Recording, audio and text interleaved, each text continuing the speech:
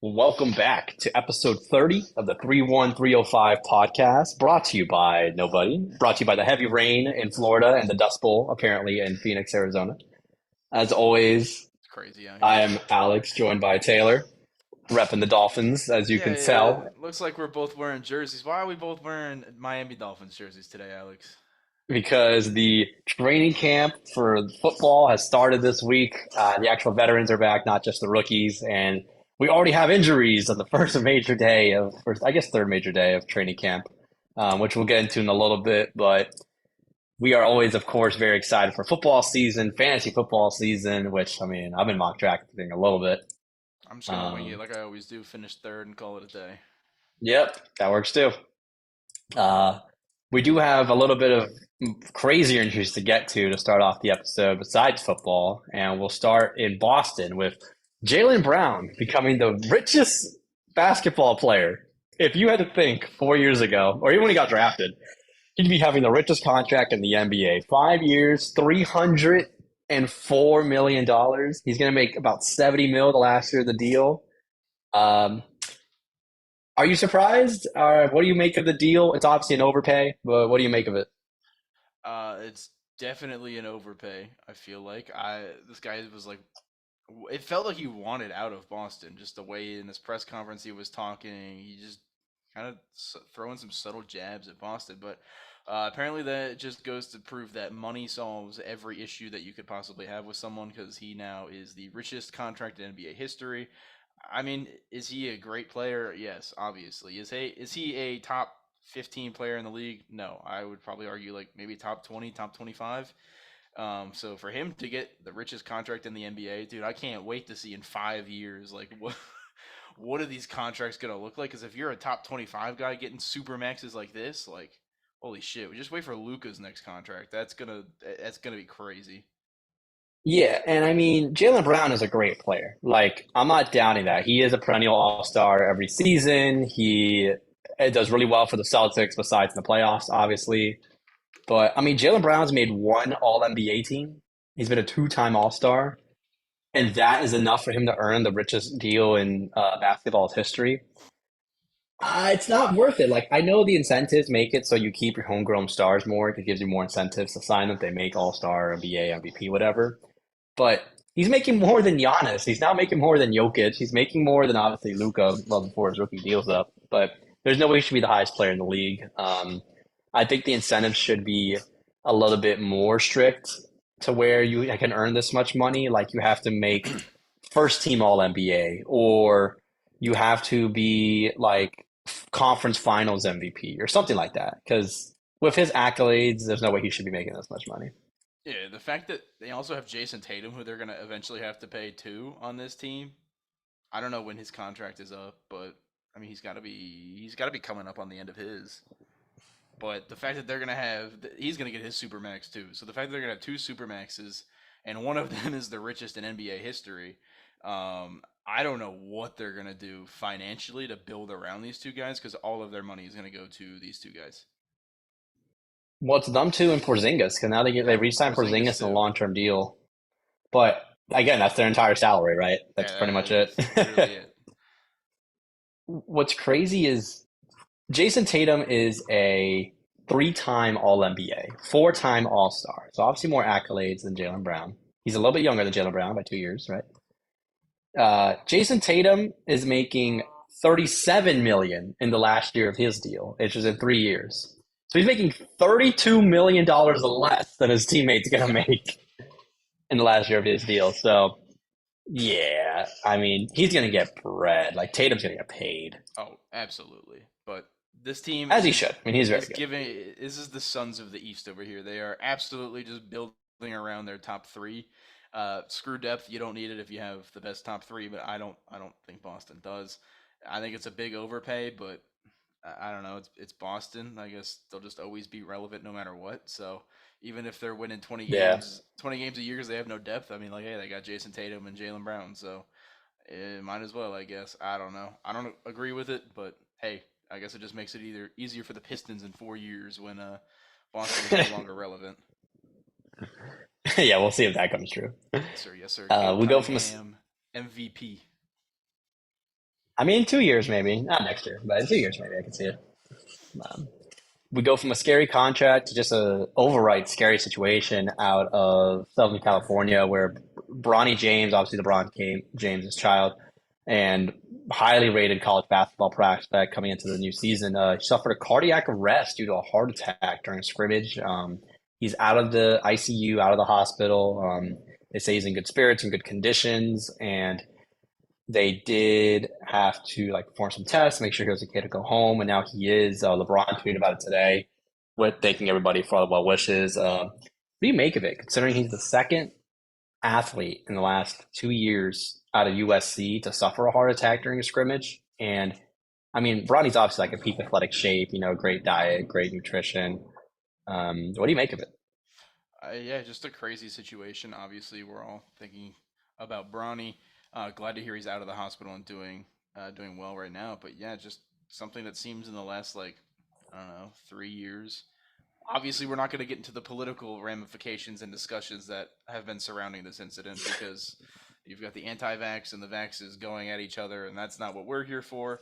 Um, Steering very far clear of that topic, but yeah, I mean, in the last 3, 4 years, it seems like it's been popping up a lot more now. Whether it's brought up more because of everything that's been going on with vaccines and stuff, who knows? But honestly, just glad that he's okay. I know LeBron gets a lot of shit, but like this is like the one time you shouldn't be giving LeBron shit, and I still see people dead lives on Twitter talking shit about him. Like, come on, Mm-hmm. there's a time to like talk shit about him, but like this is not the time. Um, Mm-hmm. Hopefully they find out what happened. Obviously, like you said, he's in peak athletic shape. I mean, sometimes shit just happens, and you can't predict it, and that's just kind of life. But good to hear that he's.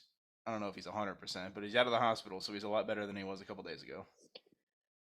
Yeah, I mean, I didn't even think about that at all. Like, I just thought he had just had a freak incident, like maybe a genetic thing that was undiscovered. That's what happened to Sharif O'Neal, Shaq's Yep. kid, after he had not a similar incident, but he had medical issues when he started to get closer to joining college. But yeah, I mean, I just hope he's okay. He's just a young kid. Every single person in the NBA, he's going to get hate. He's going to get hype no matter where he goes, just because who his dad is. But that's not really what's important right now. It's just like make sure the actual person is okay and make sure that he can safely play the game he loves in the future or just actually just live the rest of his life and not take a political standpoint on it or bring hate his way because he did a workout over the offseason. Like, Yeah, and like but obviously you want to see this guy play in college too, because the just the aura around it. LeBron coming because I think they play at Auburn this year, so like that's a cool experience to have like LeBron James.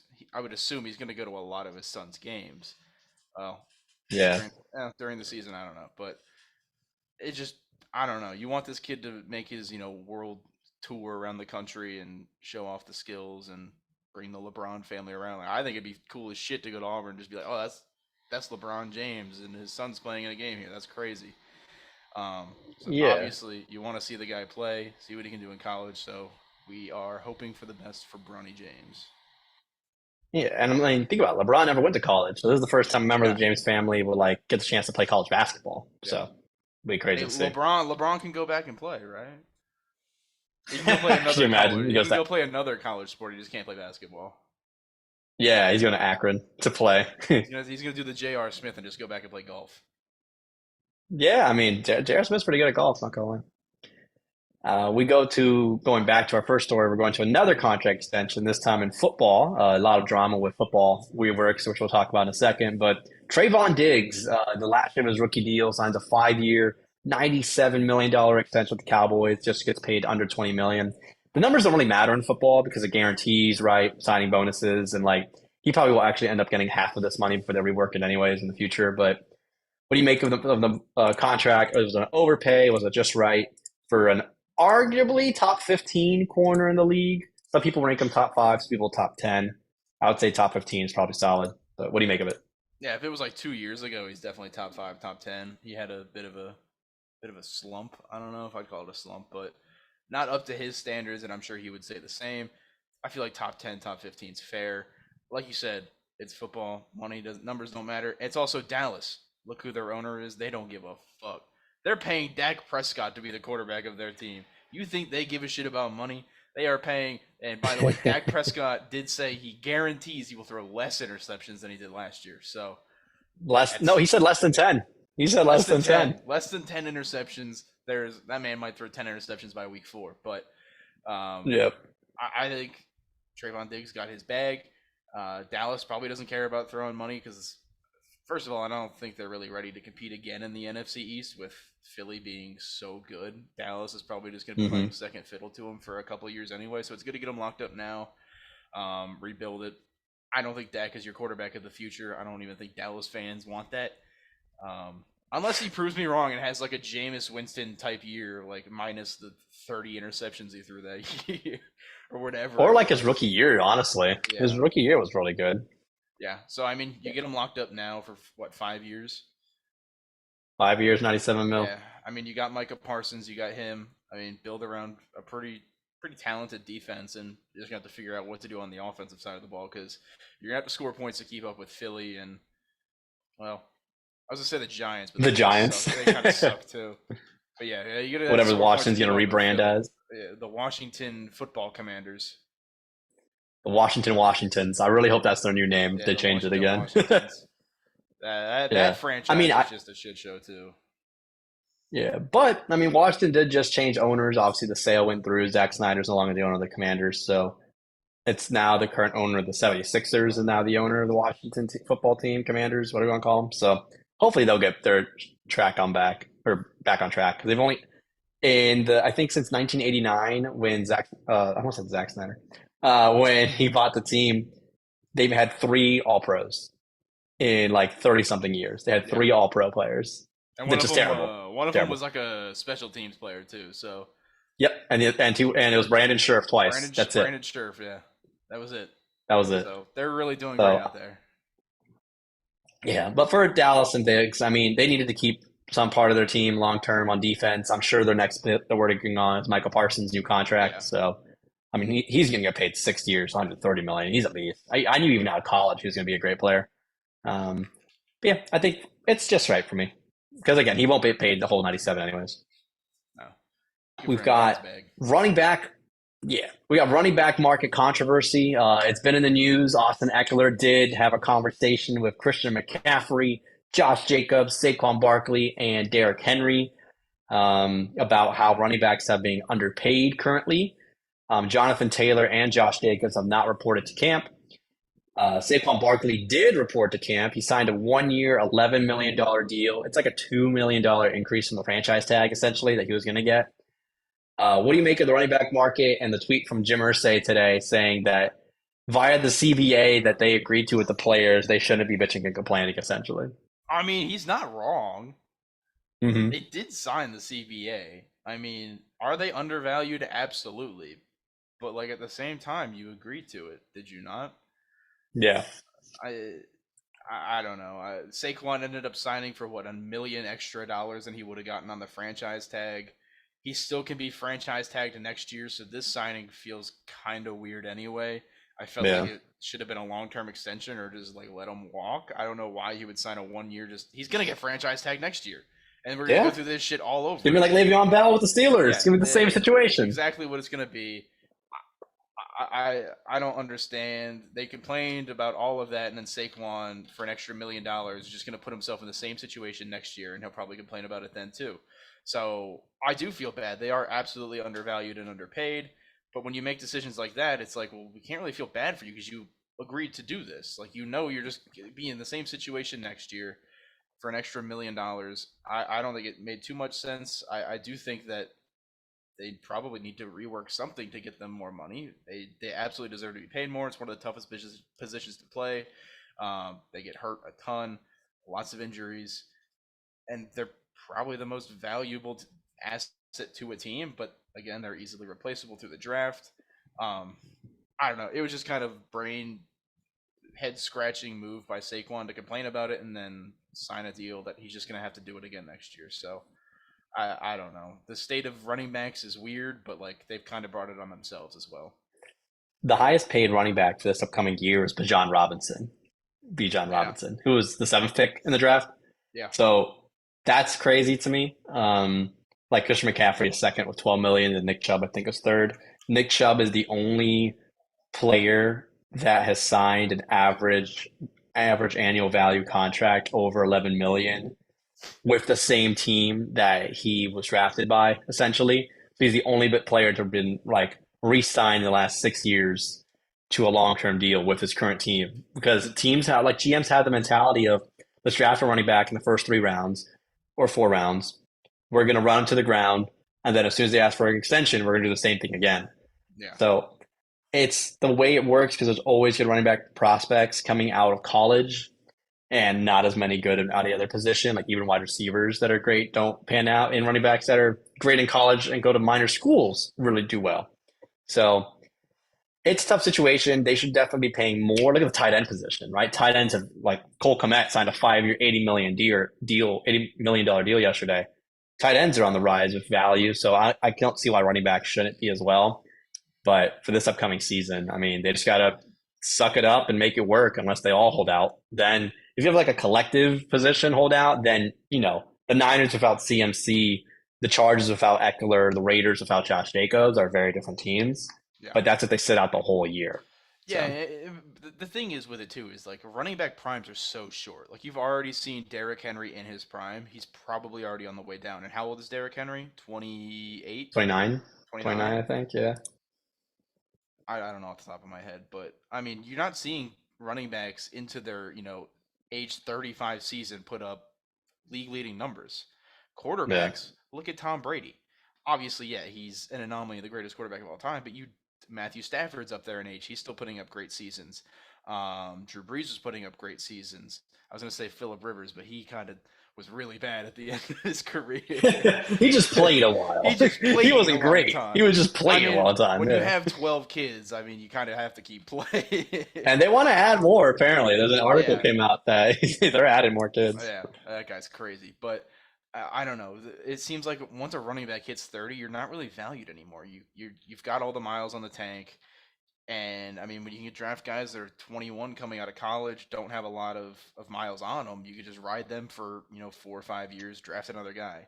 So I see it the owner's point of view, like, yeah, we're not going to invest all of this money into I don't want to say dying position, but a position that's prime is 4 or 5 years. I mean, if you're lucky, 6. So I get it. I would absolutely rather spend my money on wide receivers, quarterbacks, and defensive skill positions that can Yeah. play longer and produce the same amount throughout their career instead of a pretty big drop off when they turn around 30.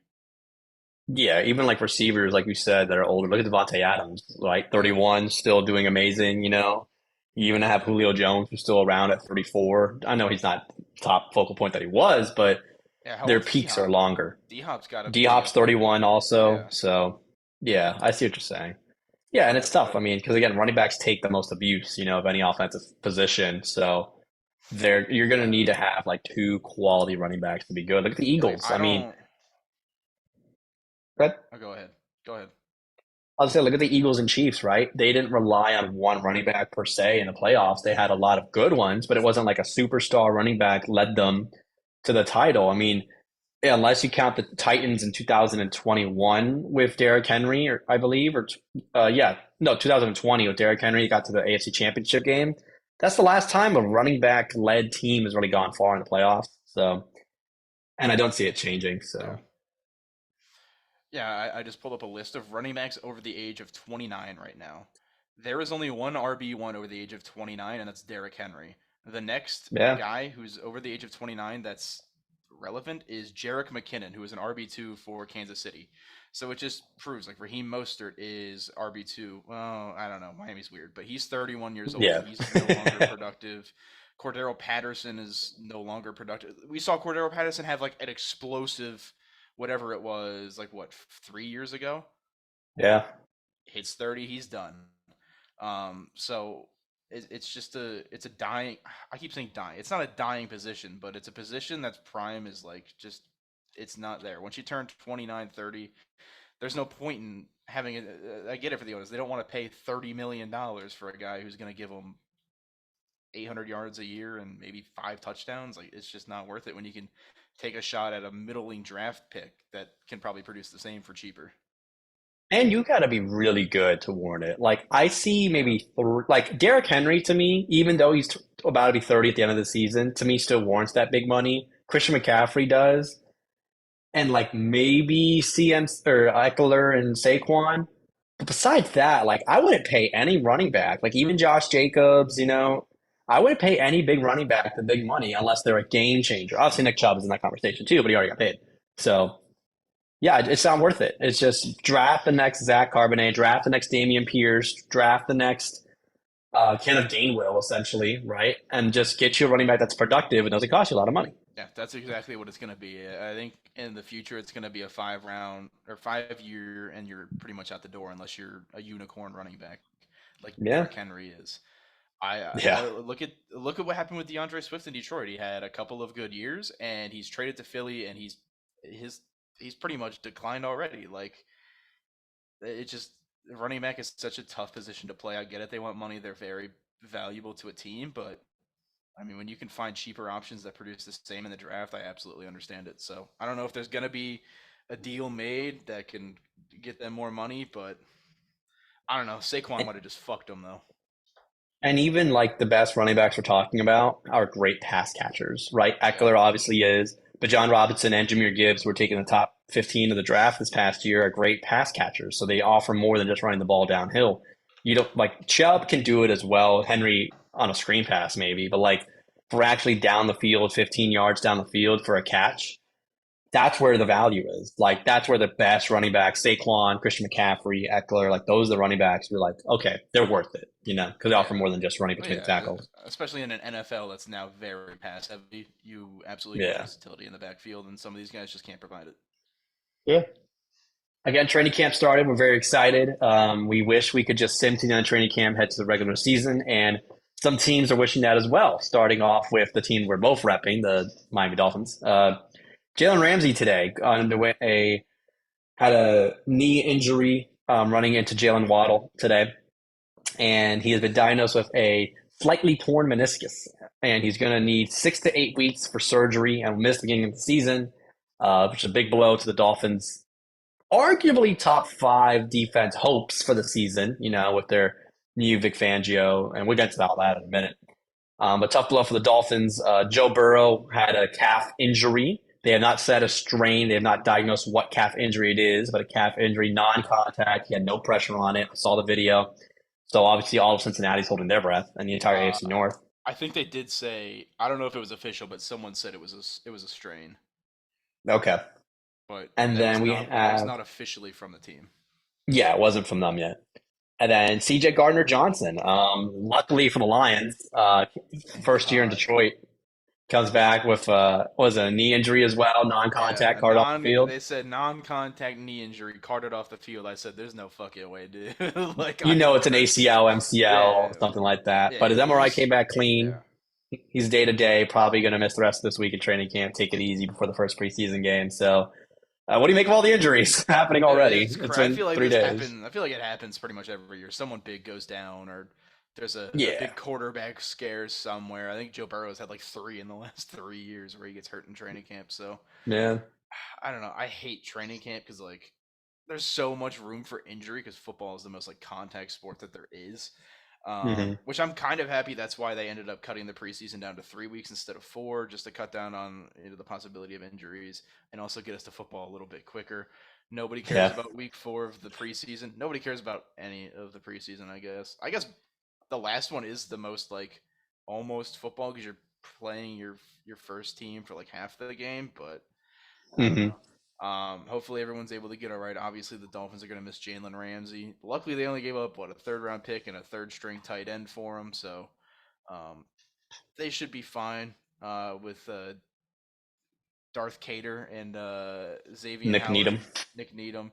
They should be okay. Their first couple of games without Jalen Ramsey, but definitely a big loss. Obviously, we hope Joe Burrow's fine. Probably the AFC North probably isn't, but um, They're praying for hopefully his he's downfall. yeah, praying for Joe Shiesty's downfall, but he should be fine, hopefully. Um, Everyone just needs to stop trying in training camp. Just stop. There's no It's point. not even. It's non-contact too now. Like, yeah, you hit like they're not in pads yet, Yeah, so they're just like going after it. But It was just they just with Waddle and Ramsey, it was just like bumping into each other, covering each other on the route essentially. And then with Burrow, it was non-contact. He was just rolling out of the pocket, not even fast, or like trying to evade a rush. He was just like a designed play, and he just messed it up. Yeah. So So, you're, which I is why guess I like you're, it. Like, I guess you're just kind of yeah, hoping he was dehydrated and it's like just a calf strain or something. yeah. And apparently, he already had it, already a calf sleeve on, so he might have just dealing with an injury and just Yeah. re-aggravated it. So he'll probably just miss the first week of the preseason, and training Oh camp, yeah, and be ready to I'm go. not playing Joe Burrow until like game 3 of the preseason just to get him ready. There's no way I'm risking it. Yeah, or even look what the Bucks did to Brady. He didn't play a single lick in the preseason. Now he also sucked last year, so Yeah, maybe that's that's Brady's the also case. like 60 years old, so That is true.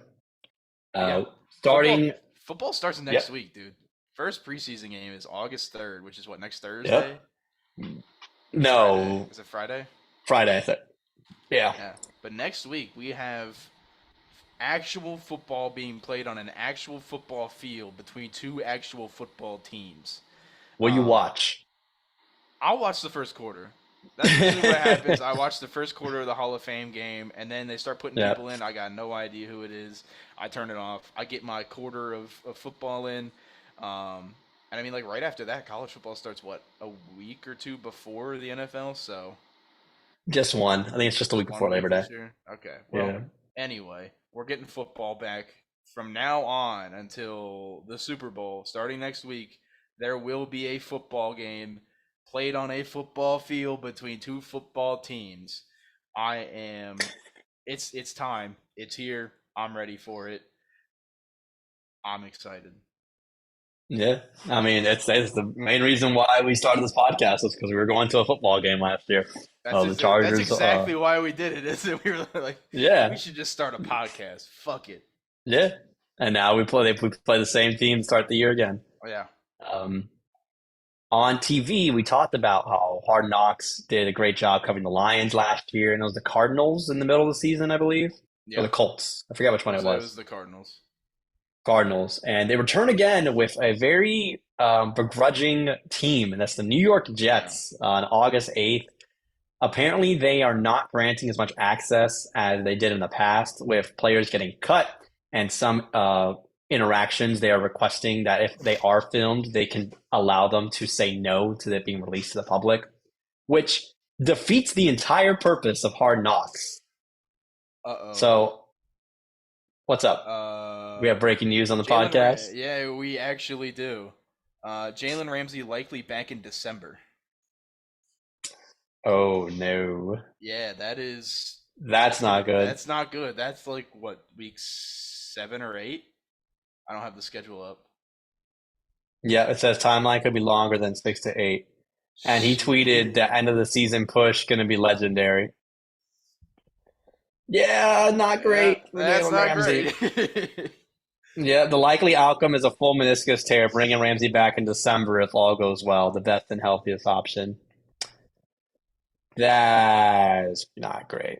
Well, Jalen Ramsey looks like he's going. Breaking news on the podcast. Going to be missing probably the first half of the season or so. Hmm. What does week or December look like?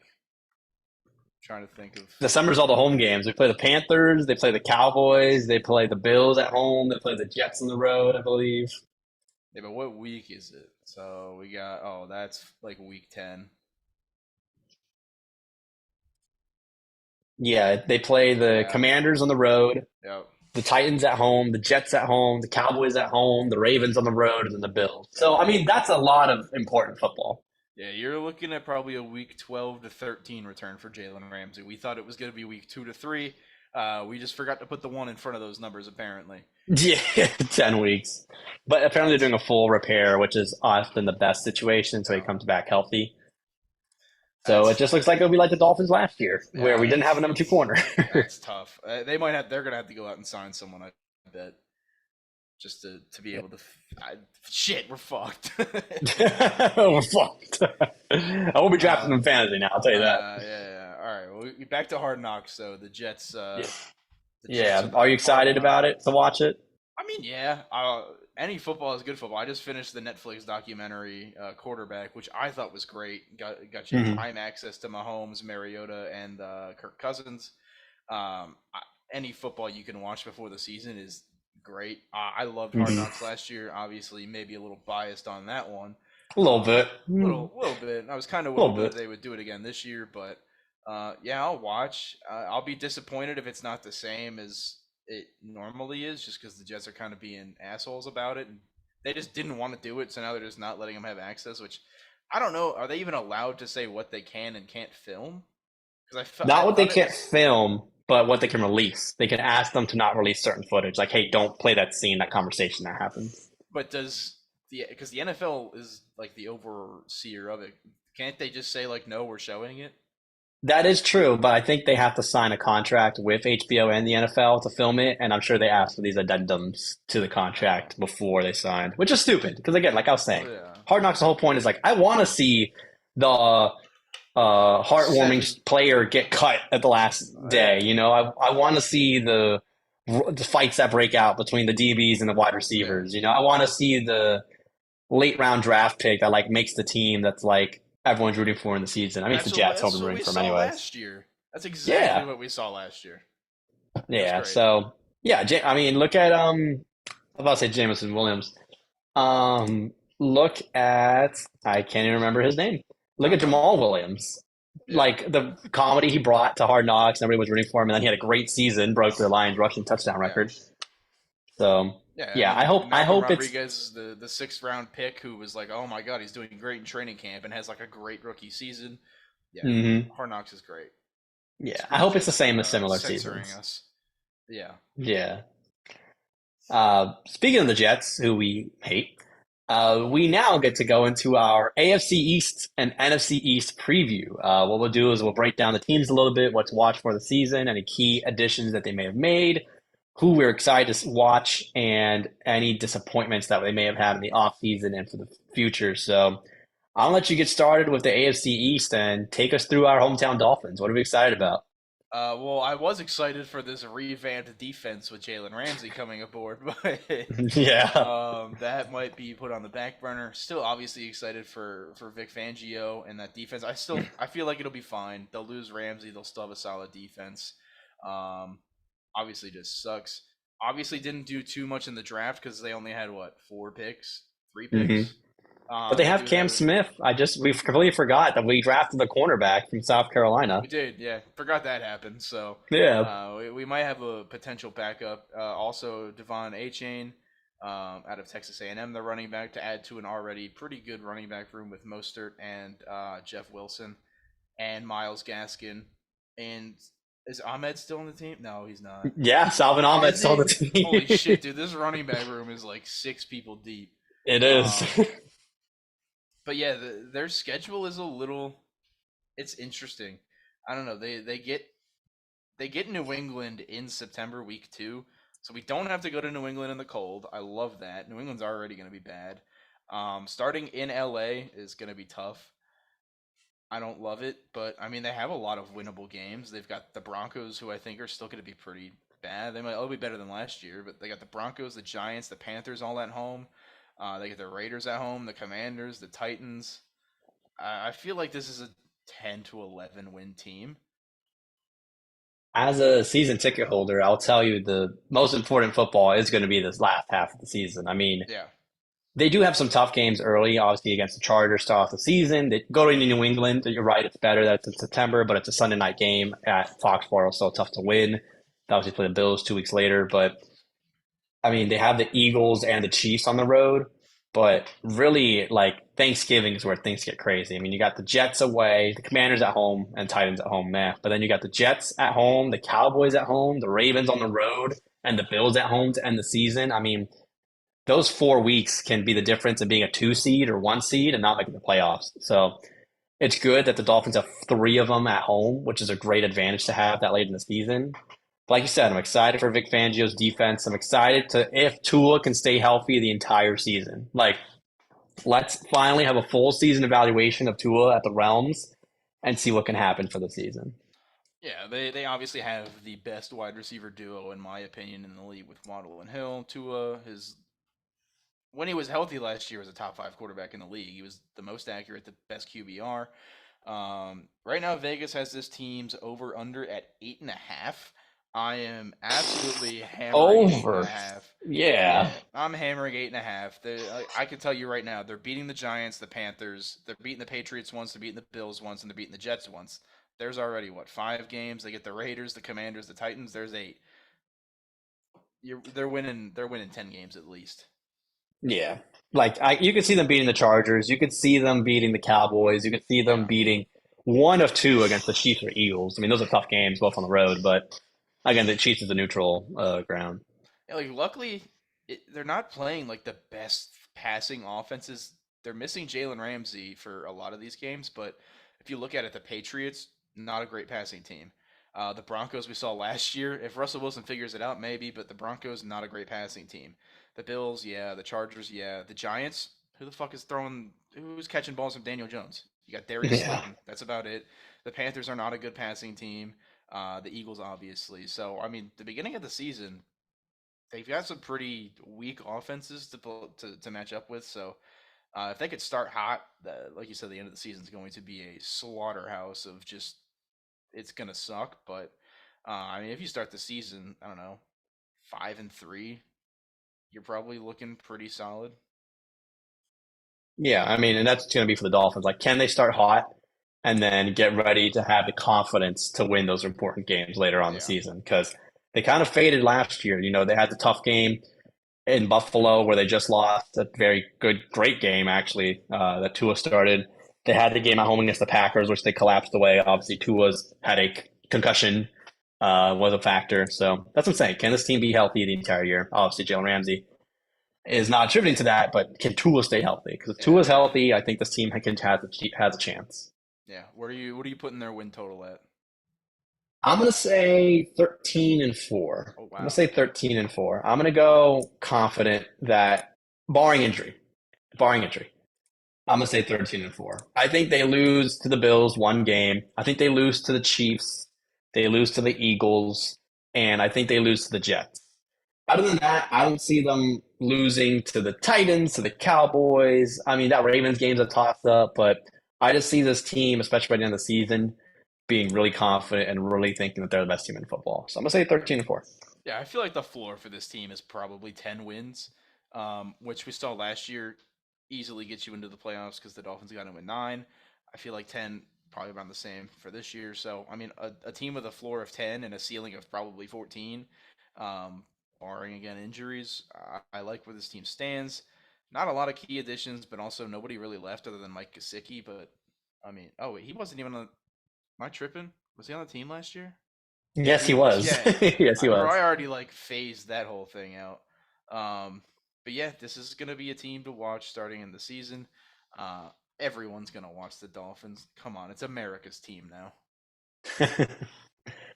We get to the Dolphins, arguably the best team in the AFC Oh, East. Not even arguably, I easily. did. I did forget to say where do they make their playoff run? Where? Like where do they get in the playoff run? I guess. Oh, I'm going to say conference championship. I think they just missed out on the Super Bowl. I think they can win a game or two. If they make it at a home game, I'm going because that's season ticket holder. I get first priority for the tickets. Yeah, But I think conference championship. I think if they get to the playoffs and win a game, I'm happy. Whether it's in the yeah, wild card or divisional round, I'm happy. But getting to the conference championship, I think, is the ceiling of this team. I don't think they're ready to win the Super Bowl this year, but if they get there, that wouldn't surprise me. yeah. I feel like not winning a playoff game this year is a disappointment for the team. You have to at least Yeah, win one this year. yeah. Which is why I think it's conference championship. Yeah, yeah.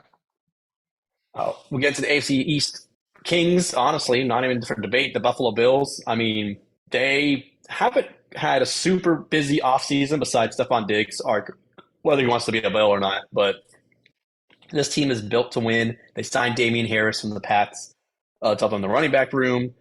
They got Dalton Kincaid as their new tight end weapon to go along with Dawson Knox on the offensive side.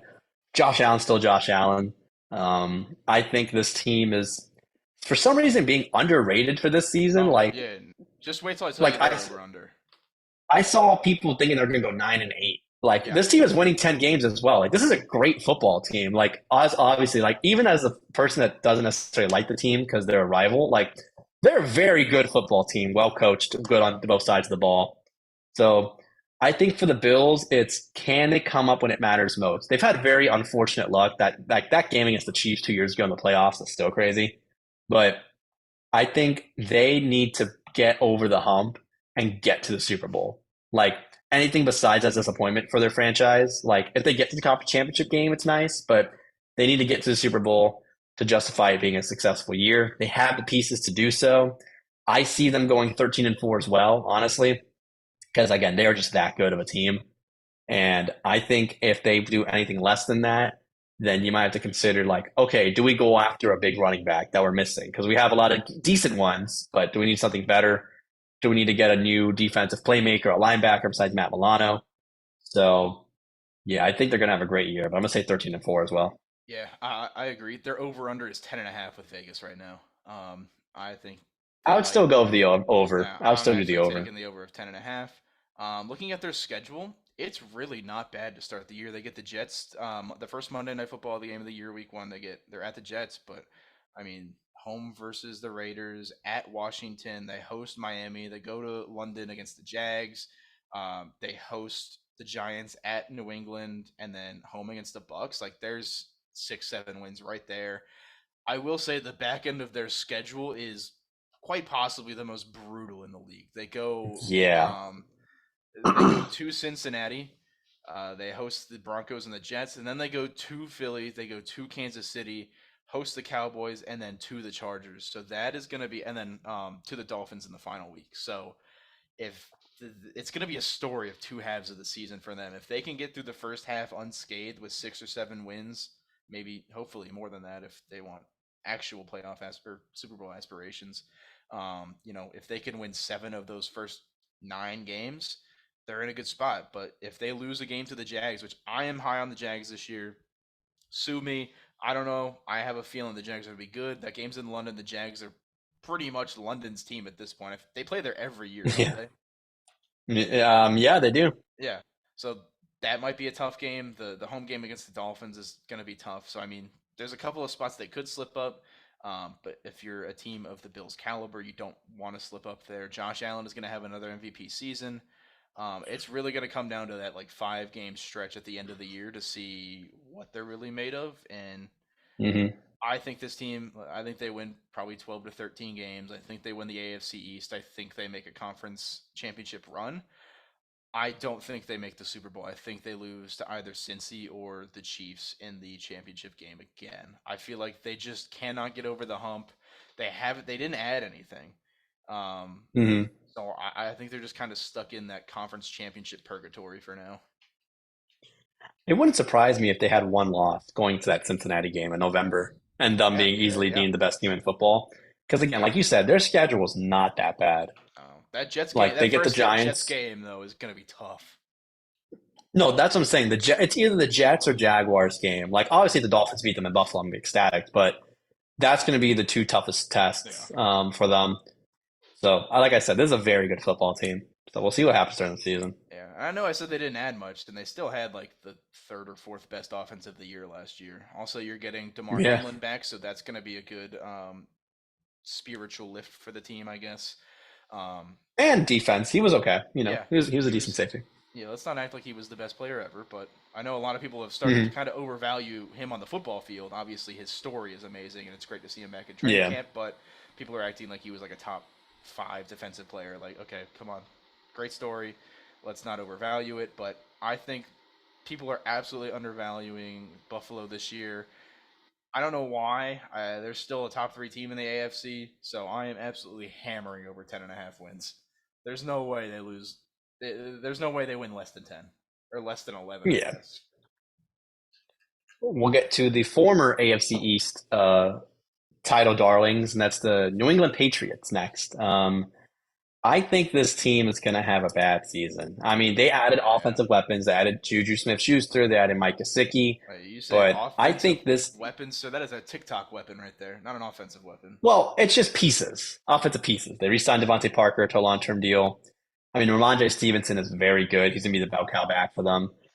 I just don't see this team winning more than 7 games. I mean, I could that's just be very pessimistic, but I think this team's ceiling is sneaking into the playoffs. I mean, they're in arguably the toughest division in football, besides maybe the AFC North. They have Mac Jones at quarterback, which we know is a liability. His rookie year, he was great. The last 2 seasons have been barely Zapgate competition level. So I think this team's going to go 7 and what is it, 10 at this point?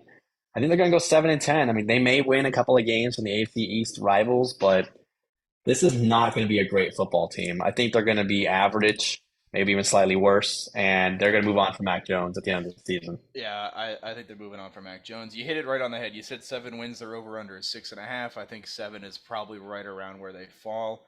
Let me pull up their Hmm. schedule real quick so I can see. Sorry, don't I have can all tell the you, they perfect. they they host the Eagles, Patriots to start off. Then they go Mm, to New York and Dallas.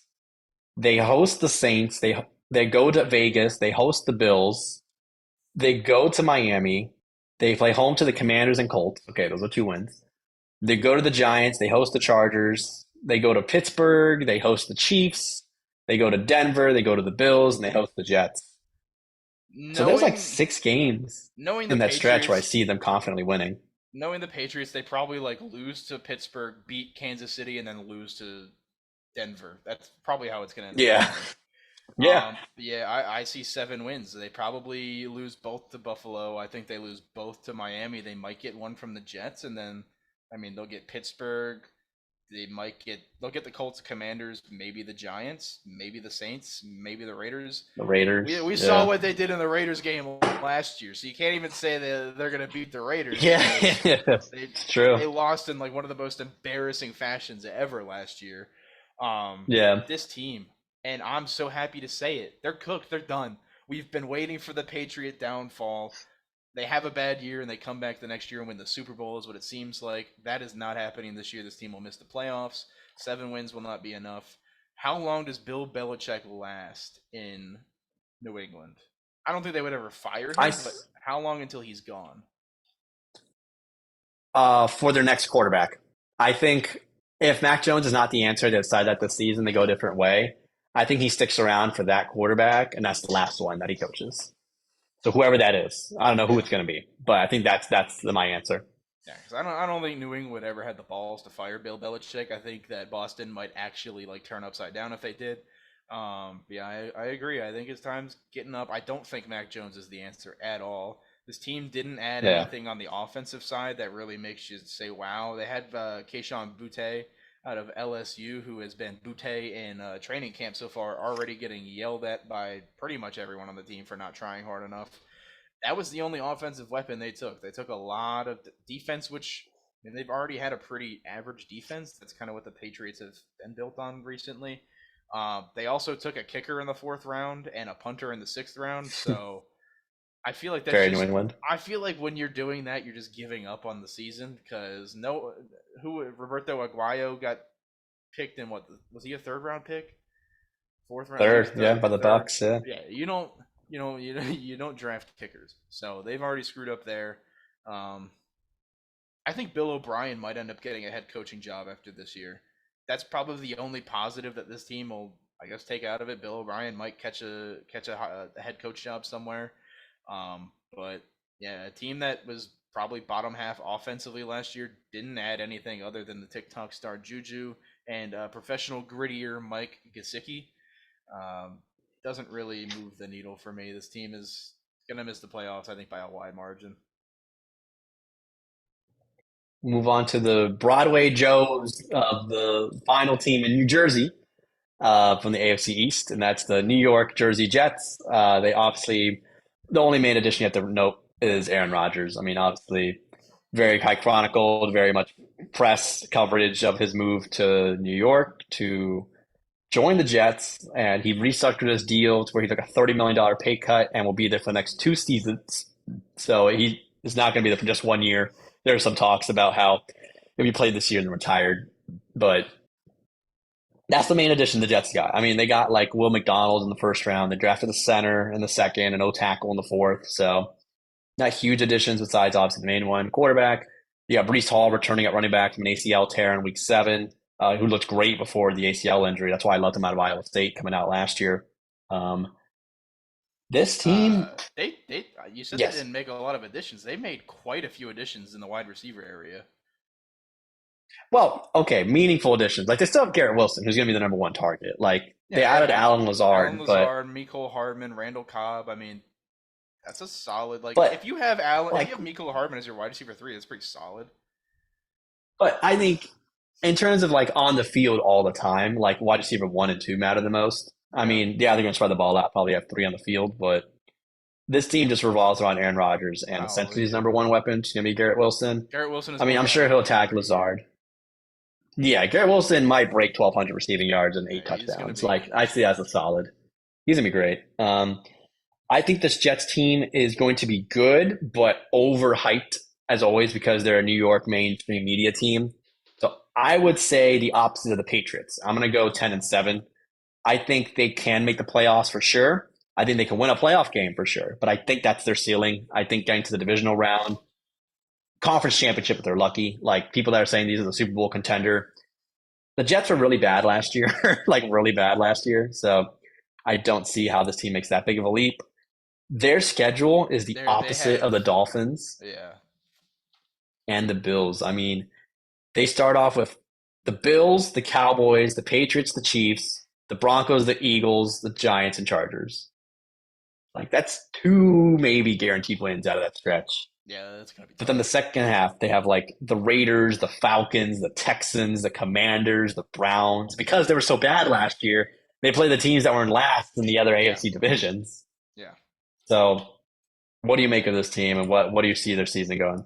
Well, again, you nailed the over under right on the head. Their over under for next year is 9.5. You said 10. Yeah, yeah, Yeah, yeah, I get it. I think Brees Hall and Michael Carter are going to be a really good running back duo. Um, I have been an Aaron Rodgers hater all of my life, and I will continue to be. I don't think he's going to be that great. I have said it multiple times. I don't think he's going to do well. He'll do fine in New York. I don't think he's not going to put up MVP numbers anymore. His surrounding cast is not elite. He does have familiar faces with Randall Cobb and Alan Lazard and a couple of staffers coming over as well. Garrett Wilson is going to have a great year, I think, but Aaron Rodgers himself, I think he's just going to be average. I mean, an average quarterback for the Jets is probably like a Hall of Famer at this point from what they've had in the last yeah. 5, 10 years. So yeah, I think he definitely brings the floor up a lot from who was it Zach White? No, what's his name? Zach Wilson, Zach? No, not yeah, no, Zach Wilson. But who was the other dude that like broke his ribs three Mike times? White. Mike White. There you go. I was thinking Zach. Yeah, I got him confused. But yeah, it's an upgrade. It's they'll probably make a wild card. I would say there's gonna be three AFC East teams in the playoffs. I think. I don't see this team making it far. Maybe a wild card win. I'd be absolutely shocked if they did. They're gonna be playing on the road throughout the playoffs because they're not winning the AFC East. I don't see it this year. I'm gonna give them 9 wins. I think I'll take the under on 9.5. The beginning of the season is gonna be so tough. That might just be the biggest momentum killer. If they're coming out of that as a 2-5, 2-6 team, I don't think they will. They'll probably win 3 or 4 of them, but there's a good chance that this team's morale is killed by week 8. Yeah, that's not going to be happy for Aaron Rodgers being on a losing team. We get to the other side of the conference and stick in the same stadium with the New York team in Jersey, the New York Giants. Biggest news out of both of these teams is that they can now use their logo in the middle of the field instead of the NFL logo. It's been there the last 12 years. Yeah, I saw that. So shout out to MetLife Stadium. The Giants, I mean, they added or mainly kept their talent around. They obviously had Daniel Jones locked up to a long-term deal. Saquon Barkley, we just talked about his contract, he's going to be there or not. Um, the Giants, to me, are a team that I'm surprised that people are picking them so low when they did have a good year last year. I don't think Daniel Jones' ceiling is what it was last year. I think it's close. I'm not saying this guy's going to light the world on fire next year, but if they win 10 games next season, it wouldn't surprise me. But I don't think this team is contending for the NFC East. So No. I think 10 wins is comfortable. I think Brian Dable's a great coach for them, finally someone they can rely on to be a decent coach. They're going to play tough defense. Kayvon Thibodeau is for real. I just don't see this team's ceiling being higher with either better wide receiver options or a different quarterback. Maybe he takes another giant leap this next upcoming season, but I was never high on Daniel Jones out of the draft either. So I think 10-7. I mean, if they win one more game, woo, but this is not a team that's going to make it to far in the playoffs. Let's see if you nailed it on the head again. You said 10? Oh wow, you 10. were. Yeah, no. Vegas is saying over under of 6.5. That's what I'm saying. Um, People are thinking this team's going to do really bad this season. I mean, but like, can you blame them? Like their defense is, I don't know what, pretty mid. It's not an elite defense. Their offense, they do have Darren Waller, who was probably their biggest. I forgot about that. Holy shit, they have Yeah, Darren he Waller got coming traded there. in. But like when your wide receiver one is Isaiah Hodgins, Yeah, you've got Darius Slayton and Paris Campbell. Like Daniel Jones is not going to have a ton of weapons. They do have Jalen Hyatt, who they drafted out of Tennessee, who could be a pretty solid piece for them. I don't know about this year, but he's probably going to be like their wide receiver five at this point. But I don't know this team, especially with the whole Saquon drama. If he doesn't come out of the gates hot, where's his head at? I mean, technically, I guess this is a contract year. yeah, I guess so. Like maybe he balls out, he's just gonna get franchise tagged again next year. But yeah, um, they didn't really add anything in the draft either. I mean, other than Jalen Hyatt on the offensive side, which is where I think they need the most work. They just feel like another. They feel like a Tennessee Titans team where they have an elite running back. They don't have. Well, I guess Tennessee has an elite wide receiver now, but the Tennessee of last year, where their quarterback isn't the best, he's serviceable. They have an elite running back, and the weapons around him are probably below league average. So, just feels like a Tennessee Titans team, just in the North. So I think they only win 7 or 8 games this year. I mean, they're gonna beat the Cardinals. They play in a shit division. The Cowboys suck too. The Commanders suck. The Eagles are good, but I mean, like their schedule isn't terrible. They get the Rams, they get the Patriots, they get the Commanders twice, they get the Cowboys twice, they get the Cardinals. I think they probably win 7, 8 games. yeah. But I mean, this is just a team that doesn't excite you. Like if no, Saquon's not not in the at all. field, doesn't excite. Like the Bills excite you, the Dolphins, the Jets, they excite you. The Patriots, no. The Giants, no. Like there's nothing exciting about this team, which I mean might be in their favor, like you said, very similar to the Titans. Just win on defense, do enough on offense to win. But I think it's just not the model for success for winning a Super Bowl in this day and age. Yeah. No, last year they were 26th in passing yards. They didn't add anything there other than Jalen Hyatt, and they were average in points against. They were 17th. So I don't know. There's no major additions to this team other than Darren Waller, which I mean, he hasn't had the best like career. He kind of blew up his first couple, but hasn't been Hmm. as productive recently. But that's probably going to be essentially wide receiver one for the Giants because no one is throwing to Isaiah Hodgins, Paris Campbell, or Darius Slayton, even though he is an Auburn legend. War damn. But yeah, this team is not exciting at all. This is like the Eagles are a Ferrari, and this is just like a beat up like Toyota Camry with like a subwoofer in the back. That's about it. If you think the Giants are a Toyota Camry, this next team is the Walmart shopping cart, and that's the Yes, sir. Washington Commanders. not even the good shopping cart. It's the shopping It's the one cart with that's the got weird one wheel. wheel. Yeah, it's got a bad wheel and it doesn't work. Yeah, that's the Washington Commanders. I mean, the Commanders have pieces on their team, which are very nice to have. Chase Young, for some reason, didn't get his team option extended because of injury. Terry McLaurin, I was about to say Bajan Robinson. It's the wrong Robinson running back. Brian Robinson. Brian Robinson. This team's going to win 5 games and be lucky. Like Yeah. I think the Commanders just with this new ownership taking over, this is going to be another year that they rebuild, try and get top level talent, and honestly just try to get that quarterback that they're missing. I mean, they've tried in the past to get the big signing of Carson Wentz. They've tried in the past to develop their own of RG3, but obviously injuries kind of deterred that. I don't think this team is good. I mean, they went 8-8 last year. They beat the Eagles on Monday night to have them suffer their first loss of the season. So shout out to the Commanders. I think they peaked last season. I love Rivera, the coach. He's a great coach, but again, I just don't think this team has enough to compete. Give me 5 wins. Give me 5 wins. I wish it was more. I honestly don't hate Washington. I think for all the shit that the fans have gone through, they should have a better team. But I'm gonna say 5-12 and call it a day. Yeah, like their team isn't bad. Also, over under was 5.5, so you're right on it again.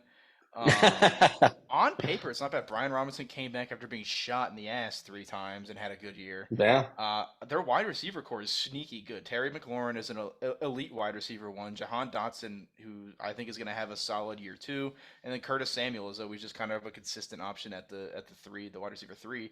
They also have Diami Brown and uh, Logan Thomas to catch passes too. So the issue is your quarterback is Sam Howell. He had good preseasons before. Is it going to translate to the actual meaningful games? I don't know. They have Jacoby Brissett on the bench. Um, I don't know. I feel like this team, their schedule isn't terrible. Their defense, I think, is what's going to let them down the most. Like they have Chase Young, that's great. They have Montez Sweat, that's great. But other than that, there's nothing that really screams average to me. Um, I think their offense could be really good if Sam Howell turns out to be like a serviceable average NFL quarterback. I think that could be a really good offense. Um, they also don't have the worst schedule. They play the Cardinals at home week one. That's probably a win. The Cardinals might not win a game next year. They yeah. get the Broncos, they get the Bears, they get the Falcons. They're gonna get the Giants twice. They get the Patriots, so they get the Rams. I absolutely think this team could surprise and win like 8 or 9. I'll say they win 6. I'll say they win 6. If Sam Howell is a serviceable average quarterback, I feel like this offense is going to put up a pretty solid numbers. I don't know. And They won't. again, like, yeah, go ahead. I was going to say they're not going to make the playoffs, but I feel like this could be like a surprising, sneaky team that could like upset like the Eagles once or something. I mean, it just depends on their defense. I mean, they drafted twice in defense back to back, like Emmanuel Forbes out of Mississippi State. They got Jartavius Martin out of Illinois. So they invested in the secondary because they know Yeah. football is becoming a pass heavy sport. So I like their draft from that aspect. They didn't have a third round pick because of Carson Wentz deal. So again, bite them in the butt from some more. I just think, again, this team doesn't excite you. Terry McLaurin excites me. Jahan Dotson excites me. But I think overall, this team just needs more talent. I think overall, they just need to change at quarterback. So I don't know. It's going to be a while before this team does anything crazy to me. I think they just need to change at quarterback. They just need a whole, obviously, re-imaging, rebranding of the team. But again, this is a team stuck in neutral. It's like the Indiana Pacers I of don't know. football.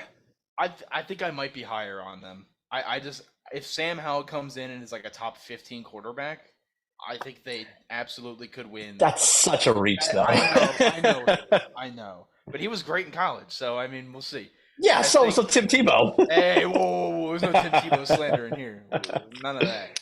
I don't know. I think they'll win 6 games. If they win 8 again, I'm not absolutely shocked. If they do it by defense, then I am. But I think this offense could like it has top 15, top 10 potential if Sam Howell is a good quarterback. I don't know. Right. Maybe I'm high on the wide receivers. I think Jahan Dotson's going to be really good. Terry McLaurin is obviously a top 15, top 10 wide receiver. I I think they could do it. I'm taking 6 wins, but if they win 8, I'm not shocked. All right. We go to America's capital, to America's team. Debatable because so many people hate them, and that's the Dallas Cowboys. The Cowgirls in Dallas. This team has added by subtraction. They Yes. lost Dalton Schultz. They lost Ezekiel Elliott, which is already a win for them. But Tony Pollard's coming back from major injury, so I don't know if he's going to be healthy. Obviously, their season ended in one of the worst play calls ever made. So just the fact that they still kept Mike McCarthy but lost Kellen Moore as offensive coordinator to the Chargers. Hopefully, they won't have brain dead play calling like they've had the last 2 seasons. Dallas has top end talent. I'm not going to lie. They have. We just talked about Trayvon Diggs. We talked about Micah Parsons. CeeDee Lamb is a great wide receiver. Uh, you can say what you want about Dak Prescott and Tony Pollard. Those are top 20, at least 20 running back, top 15 quarterback, right? Again, he was put on the top 10 in ESPN's list, which we debated last episode. But Zach Martin is like holding out for a contract extension. He's top level, probably the best offensive lineman in the league. It's just, can they play as a team? Like, this team is so top heavy. They remind me of the Nets in Brooklyn, where they had Durant, had Harden, had Kyrie, and just couldn't make it work. That's what Dallas seems to me. I'm saying 10 wins again. I think they're going to tie the Giants for record wise, and that's going to be a big disappointment. I don't know if they make the playoffs. It's going to rely a lot on Dak. Can he go back to his first 3 seasons in the league, or is he like his last 4? So I'm going to say 10-7 for Dallas. All right. Yep, hit it again. The over under is 9.5. So I think you might be. I don't have the odds in front of me, I swear. Yeah. I'm taking the under. I am not sold on Dak Prescott. I think he's a bottom 10 quarterback in the league. He proved it last year. CD Lamb is great, but other than that, I mean, Tony Pollard doesn't scream like, "Wow, dude, I'm so excited." Brandon Cooks and Michael Gallup don't scream, "Wow, I'm so excited."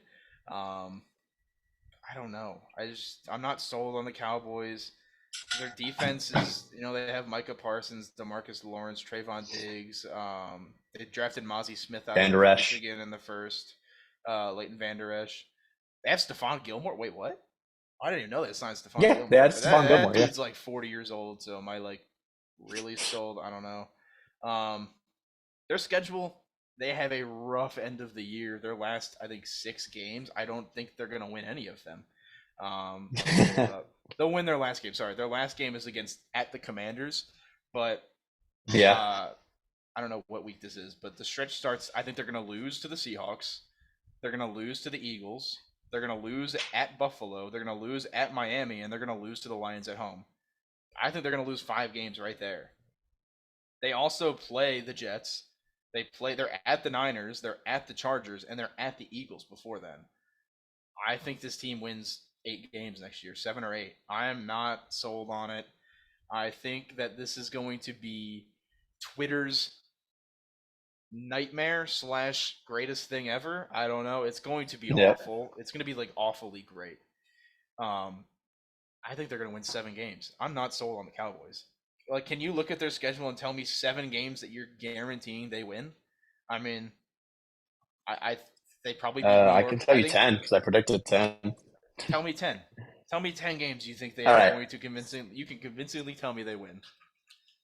Giants on the road, Cardinals on the road, Uh-huh. Patriots at home, Rams at home, Okay. Commanders at home, Seahawks at home. Okay. No, it's at 7 already. That's 6. Commanders on the road. They're 7. I mean, I could argue one of the Jets, Cowboys, and Cowboys. One of the Jets, Niners, and Chargers they'll win, which will put them at 8. Mm-hmm. I can argue one of the Eagles games and see they'll win, and one of the Lions, Bills, Dolphins. They'll win one of those packs. One of those packs, I think. I don't. That's why I think they get to 10 because don't they'll see win it. one game. They'll surprise and they'll beat Buffalo, or they'll beat Detroit at home, or they'll go on the road and beat Dallas or Philly. But it's also Dallas, so they'll lose both to Washington. So I don't know. I feel like this team has a lot of variance. If they win 6, if they win 11, I feel like all of those options are in play. I'm not high on them. I think the offense. I think Dak Prescott is going to have a terrible year. I think he's going to get benched. I think Dak Prescott. This is my hot take for the year, and you can write it down now. Dak Prescott will not be the starting quarterback by the end of the season. Okay. I don't think he will. I'll write it down. I think he's going to throw 20 interceptions in the first 12 weeks. Okay. That'd be a lot. That would lead to his benching. Yeah, I think he's going to have a terrible year. Their backup quarterback is, I'm looking it up, Cooper Rush. Honestly, Cooper Rush, legend. Won a game last year. Yeah. In Minnesota. I think Dak Prescott gets benched at week 14 or later. I think he's benched. Okay. We get to the class of ass versus the class of the NFL, and that's the Philadelphia Eagles. I mean, this team seemingly got better by subtracting Miles Sanders and adding cheaper running back options to the running back room. A.J. Brown, Devontae Smith, and Dallas Goedert are not going anywhere. Jalen Hurts, again, great option. Did Kelsey stay at center, or is it one more year? Or did he retire? Jason Kelsey. Yeah, he's still there, I think. I forget. Yeah, I think he resigned for one more season. Yeah. The craziest thing, I didn't mention a single defensive player. That might be what Philly's the best on the Yeah. ball. They lost Chauncey Gardner or CGJ Gardner CJ Johnson, right? Gardner Johnson, yeah. CJ Gardner Johnson, yeah. They have a lot of good players. I mean, this team is deep, so if there's one injury, it doesn't go bad. They obviously have Jordan Davis, Fletcher Cox still kicking, Hassan Riddick. They added Nakobe Dean is in his second season. They added who did they draft? Oh, Jalen Carter. Carter, Nolan Smith, Keely Ringo, all out of Georgia. So they are literally the pro version of the Georgia Bulldogs, Yeah, defense Darius wise. Slay still there. James Yeah. Bradbury still there. This team is deep and good. I mean, they've got your boy DeAndre Swift, of course, as you know. Barring injury, this team's going to win 14 games. This Yeah. team is good. I mean, they are the NFC representatives. They lost a very close game in the Super Bowl last year. Again, it just depends. Does Jalen Hurts have a step back? He was so good MVP caliber season. I think I'm not saying he's going to get worse and not be at that top five level. I just don't know who's going to be like the second leading voter for MVP. Yeah. But this team's going to win 13 games, and their schedule is not hard. Like they play the Vikings, the Buccaneers, the Commanders, the Rams, and Patriots to start off the year. That should be 5-0. They play the Jets, Dolphins, so that'll be one loss. And they play the Commanders again. They've got Cowboys, that great game against Kansas City on November 20th. This team, they have two of their last three against the Giants, so it's essentially two wins.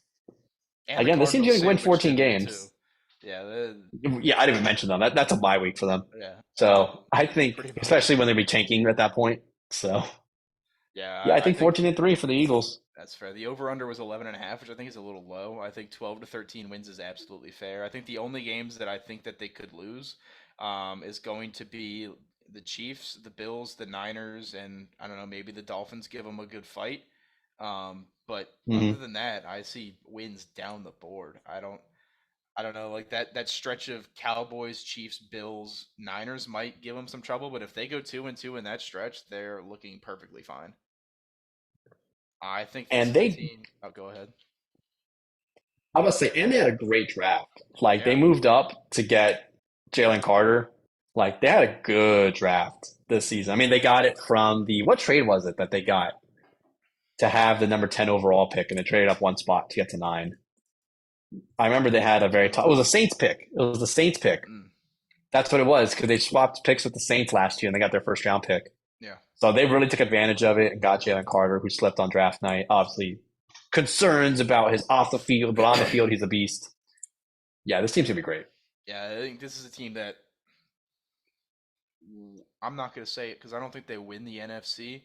I don't think they're the Super Bowl participant. I think they make the championship game, and we'll have to save who they play in the NFC Championship for another day because they are not Just say it's the the Lions. Just say it's the Lions. We know what you're gonna say. Just say it's the Lions. the Detroit Lions will beat them. No, I have high hopes for it. I don't know. I don't think they're going to win the NFC this year. It is another team. I think it's going to be a really good NFC Uh-huh. Championship game. I'm not going to reveal who I think they're going to play, but I do think that the Philadelphia Eagles lose in the NFC Championship game, not to the Detroit Lions. I think they actually beat the Lions earlier in the playoffs. That's going to be my prediction. Um, Hmm. but I think it's going to be a great year for Philly. We'll see if Jalen Hurts can take another step forward. That defense is so good. They're going to be one of the best defenses in the league. They were already the eighth best points against defense last year, and they only added to it. Obviously, they lost C.J. Gardner Johnson, but I mean, for a team that's returning pretty much everyone, they got DeAndre Swift to. I mean, they're running back by committee anyway, but your committee just got a lot better than it was. I think DeAndre Swift is still kind of declining, but he's definitely better than like Boston Scott and Kenneth Gainwell, Miles Sanders. So I see this team winning 12 to 13 games, probably being the number 2 seed in the NFC. Um, but a good season nonetheless. It's hard to repeat also in the Yeah, NFL. I mean, it the is. Patriots have spoiled to the thought. The Chiefs have done really well, but it's hard to repeat going to the Super Bowl, Yeah. you know? So it's hard. We go from Michigan faithful to Michigan football, and that's the Michigan football coach, Jim Harbaugh. Rah rah, go blue, facing a 4-game suspension for lying to investigators during their recent recruiting investigation. They didn't say that necessarily Jim Harbaugh did withheld information or was a part of the overall recruiting scandal, but he did lie to investigators, which is just as serious in their books as committing an actual heinous crime. So he's going to miss their very high end talent matchups against Rutgers, Eastern Carolina, UNLV, and Bowling Green at home. Is this much of a story, or is this just a slap on the wrist? But when Alabama cheats, I don't know. It's a nothing burger for me. He's gonna take his slap on the wrist. If it was like, oh, you're suspended for Ohio State, Penn State, Michigan State, and Wisconsin, then I'm upset and worried. But I don't know. I feel like they could beat Rutgers, ECU, UNLV, and Bowling Green with me as a coach. So um, I don't think it hinders their overall performance. Um, I think the only game on there that they actually might struggle with without a coach is Rutgers. Yeah. Yeah, Big Ten. I don't know if that's week one for them. That'd be weird, but um, I don't see it affecting them. Right, like Rutgers might be the only one that is a little closer than it would have been without them, but I don't know. If they lose any of these games, then they are in deep shit for sure. Yeah. I think I think if NCAA made it so like they had to suspend players, but for the last 4 games of the season, there'd be Yeah, way more bro, uproar than the that'd be first. so bad. That'd be crazy. Could you imagine? Like, oh, we're gonna suspend you for That'd be 4 games, wild.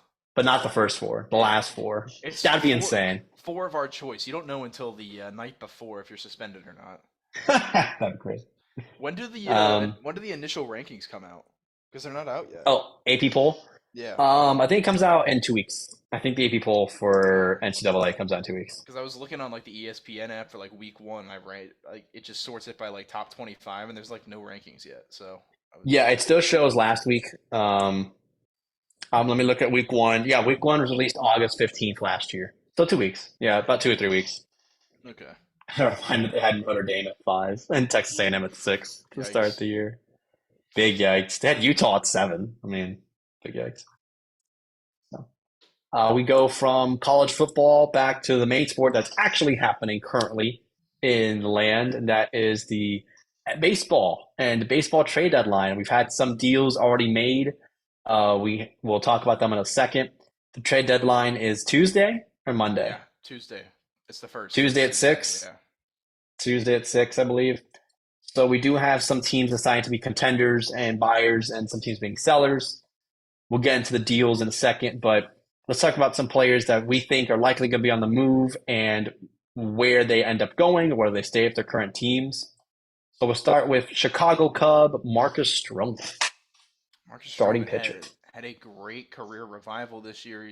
I don't know his stats off the top of my head. I think he has a sub 3 ERA right now. But the Arizona Diamondbacks need starting rotation help. I think that Marcus Stroman will be an Arizona Diamondback on or before Tuesday at 6 p.m. Uh, a 1-2-3 punch of Stroman, Merrill Kelly, and Zach Gallen is going to be terrifying to face in the playoffs, especially in the wild card format where it's best of three. So give me Marcus Stroman to the Arizona Diamondbacks. So just a solid. I think he'll slot into the number 2 spot there pretty nice. He's not doing anything to help his trade value. He's allowed Yeah, last 11 game runs. he got shitted Oh, on his last game. Yeah. he's allowed 12 runs in the last 2 games. He allowed 7 to the White Sox, 5 to the Cardinals. So his ERA is at a 3.51. But before those 4-2 games, it was at a 2.88. Yeah. So Yeah, those games don't count. obvious, obviously, yeah. But no, he's a great piece. I think the Cubs are in a weird spot because they're that next team just below those 5 teams fighting for the wild card spot in the National League. So I don't know if they're going to go full rebuild and sell off their most valuable piece in Corey Bellinger and Marcus Stroman. I think he actually stays with the Cubs. It'd be silly because they should get good value for him, like whereas they lost Wilson Contreras this offseason, didn't get any value for somebody on a 1 year deal. But I think he's going to end up staying. If he does get moved, which I'm going to talk about that in a second about one of my predictions being right. I think he gets moved to an American League team, and I think he's going to get moved to a team that just like wants to surplus. Give me the Astros trading for him. Okay. All right, and I already know where you're going about. And we're not. It's not over yet. No, you are not. You are not right. It is the trade deadline is not over. That is Shohei true. Otani will be moved. I guarantee it. But yeah, no, I think Stroman's going to be a solid piece. He's probably not going to be anyone's ace, at least if they're a contending team. But I feel like he slides into the 2 to 3 spot really good. I agree. The Astros good. I think the Rangers are another solid pick that could sign him as well. So I think he's.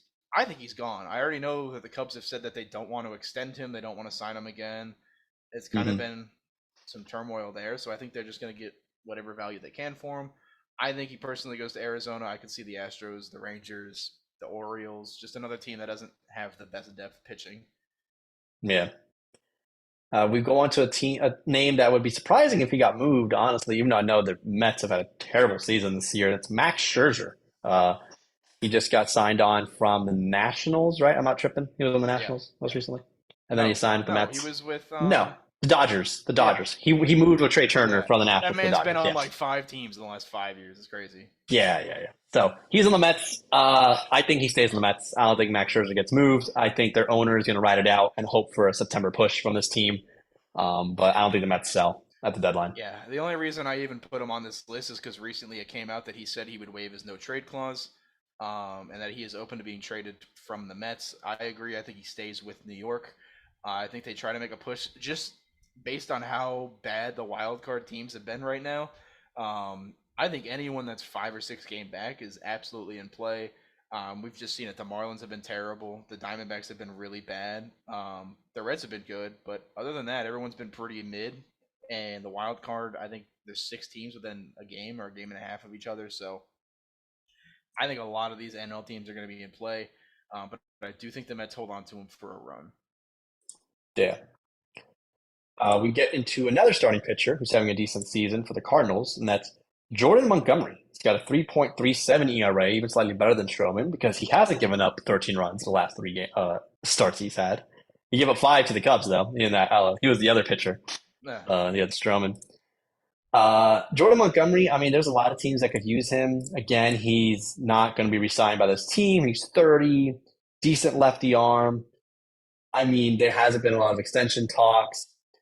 I'm going to go on a limb and say the Braves get Jordan Montgomery. I think they could just use one more piece. Obviously, Max Fried's been hurt most of the year. Spencer Strider's been kind of carrying this rotation.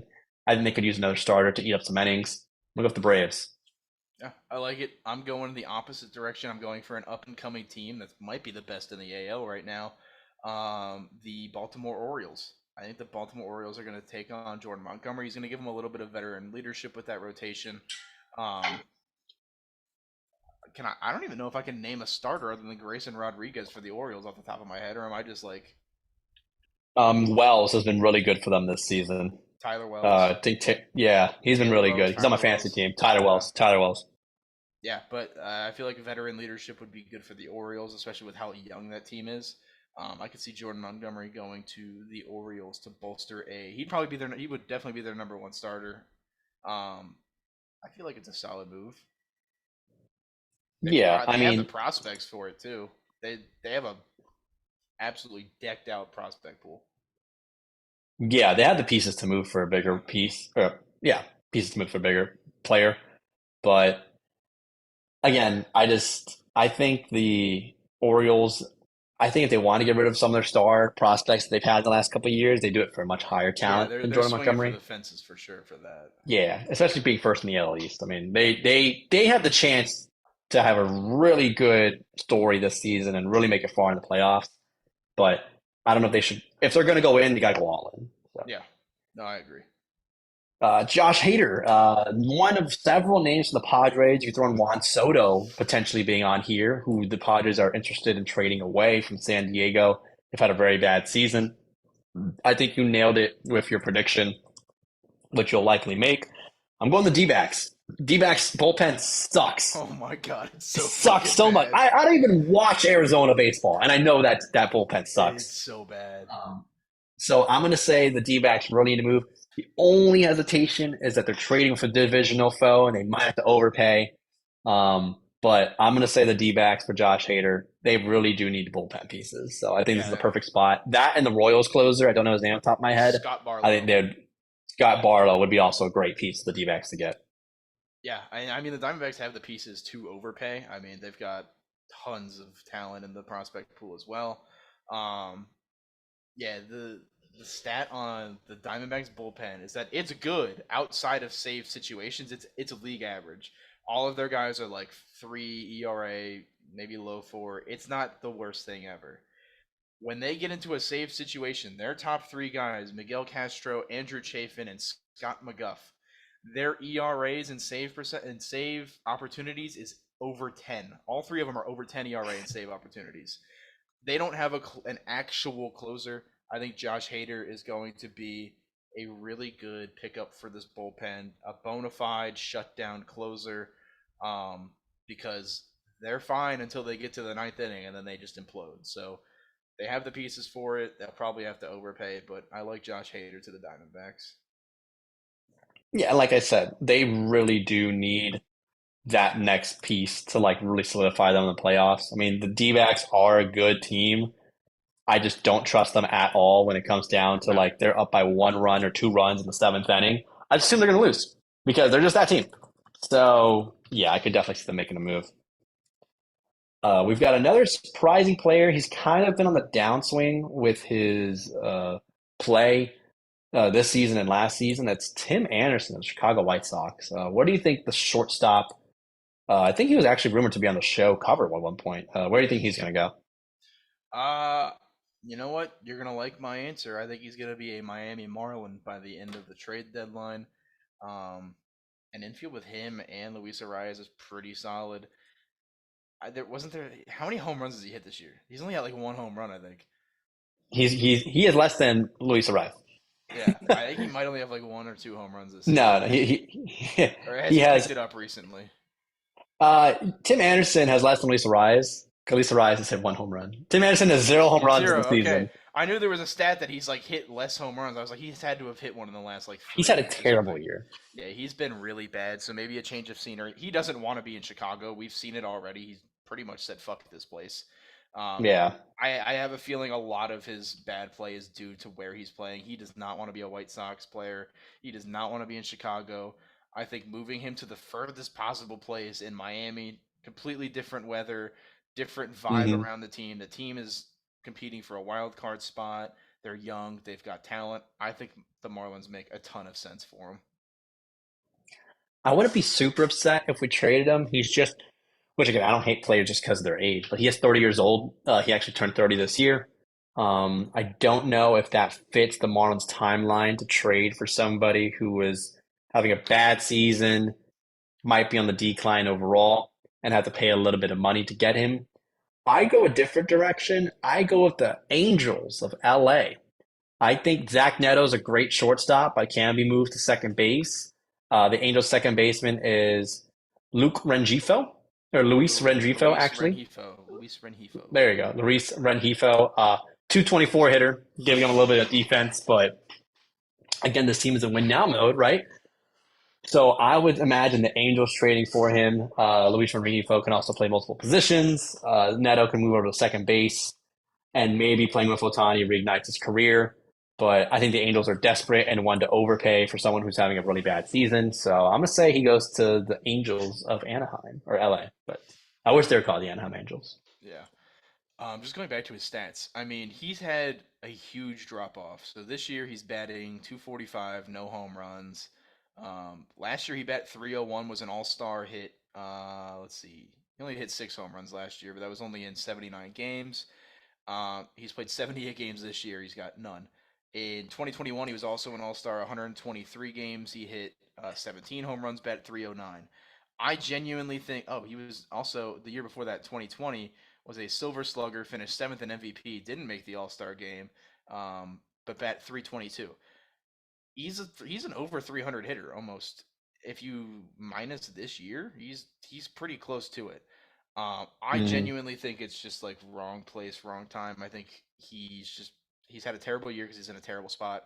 I think he gets traded for sure. I definitely think even at 30, um he still has a lot that he can still. He was an All Star the last 2 years and an MVP candidate 3 years ago. He definitely still has some left in the tank.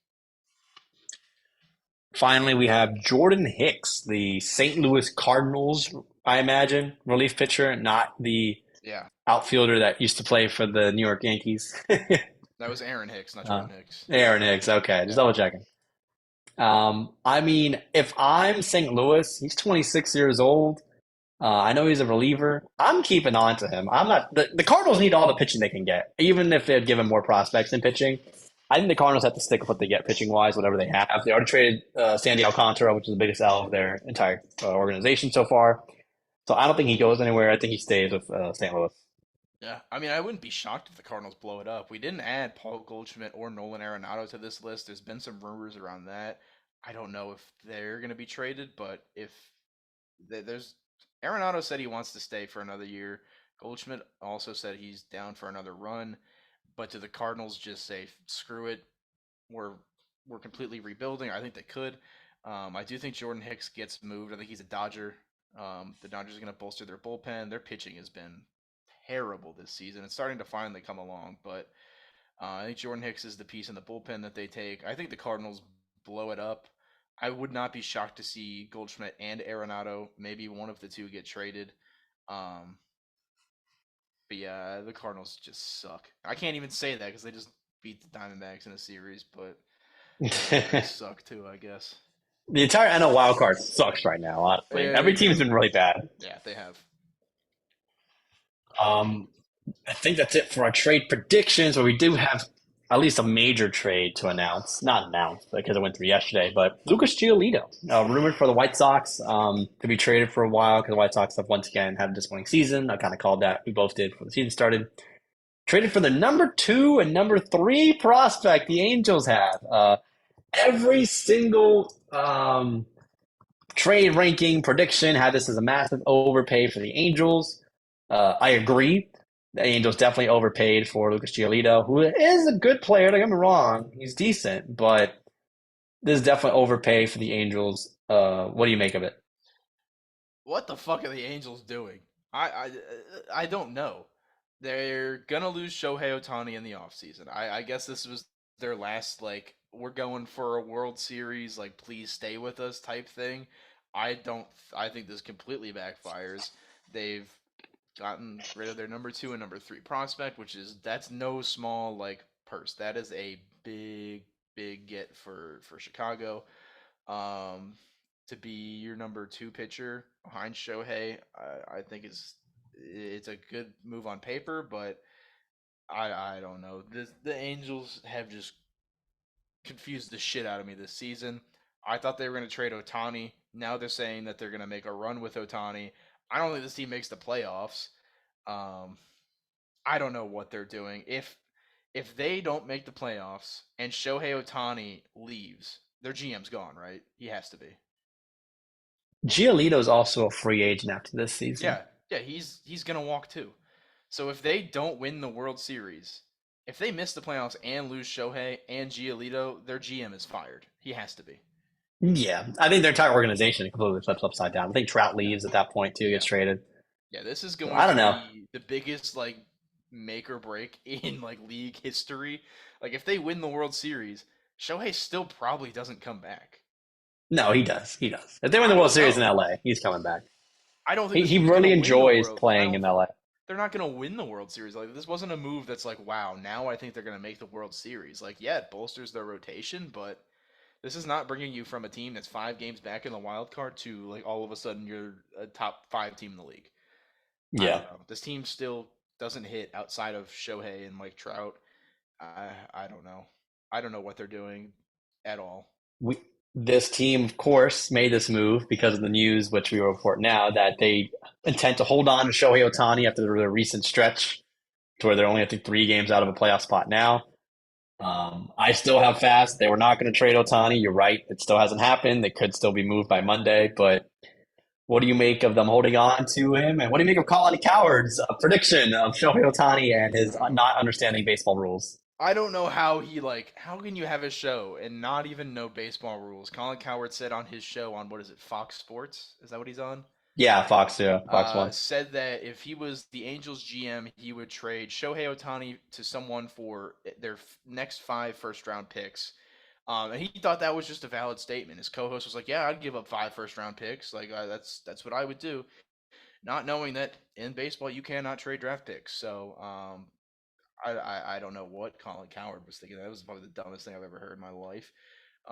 Maybe he just doesn't understand it. But if you don't understand baseball, why are you like on a national television show talking about baseball? Don't know. But the Angels' decision to keep Shohei, we think keep Shohei. We don't know. It's not Tuesday. They did just beat three. They just won 3 games against the Tigers, so that probably helped them in their decision. Um, there is still probably 3, 4 games before the trade deadline. If they lose the next four, they could be like, "Yep, fuck it, we're trading them." We made an oopsies, but I don't know. I don't. I actually don't see them trading him now. I think now that you've given up your number 2 and 3 prospect for Lucas Giolito, I think you're just signaling we're going for it this year. They're not going to trade Shohei anymore. Which up till I don't know 2 days ago, it was almost a given he was going to be traded. Um, so I don't know what the Angels are doing. I think this is going to go down as like one of the worst management moves in sports history. Just this whole debacle. Yeah, I mean, it's really going to be like its own Netflix documentary on his last season there. If they don't have one already being made, they got to make one for what his time in LA has meant. Yeah, But again, we'll see what happens at the 5 days to the trade deadline and the rest of the season, I guess, with the Angels. yeah. So that's Um, probably your top three trade deadline targets already gone. You got Giolito, who was the top three target. Shohei's probably not getting traded, and Shane Bieber's on the 60-day IL. So he's probably not going to be moved either. So uh, we thought was going to be an exciting trade deadline. There's a lot of teams contending now because the NL wildcard is so shit. The AL is pretty mid.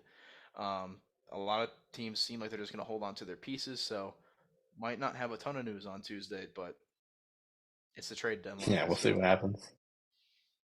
I think also people were waiting for Otani to like if they had a shot to get him, but yeah, now they definitely don't. So now now they they're making don't. moves because So all the trades have happened the last 3 days yeah, since it's been announced. So they're gonna keep him.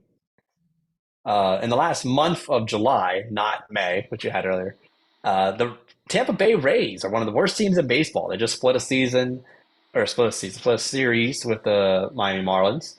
They're 5-15. They are no longer the top of the American League, not even on top of their division. The Orioles have caught them. I still think this team is good enough to the playoffs. I don't know what's been going on. Their pitching has just really tanked recently. They gave up 7 to the Marlins yesterday. They given up 5-6 to the Orioles. They gave up 5-5 and 3 to the Rangers. I mean, it isn't bad. They gave up 8 to the Royals. So this team just hasn't been great. Hasn't been clutch. I mean, their offense has been a little bit down as well. What do you make of this team, and can they still be their top self that they were earlier in the season? I mean, I feel like they can. I just think they're just coming back down to earth a little bit now. I mean, the Orioles have overtaken them. They're not beating good teams. They're losing to bad teams. Like they've split a series with the Marlins. They lost 3 of 4 to the Orioles. They got swept by Texas. They lost a game to the Royals. They lost to the Braves. They got swept by the Phillies. They lost 2 of 3 from the Mariners. Like they are not having a good stretch right now. They're a game and a half back of Baltimore.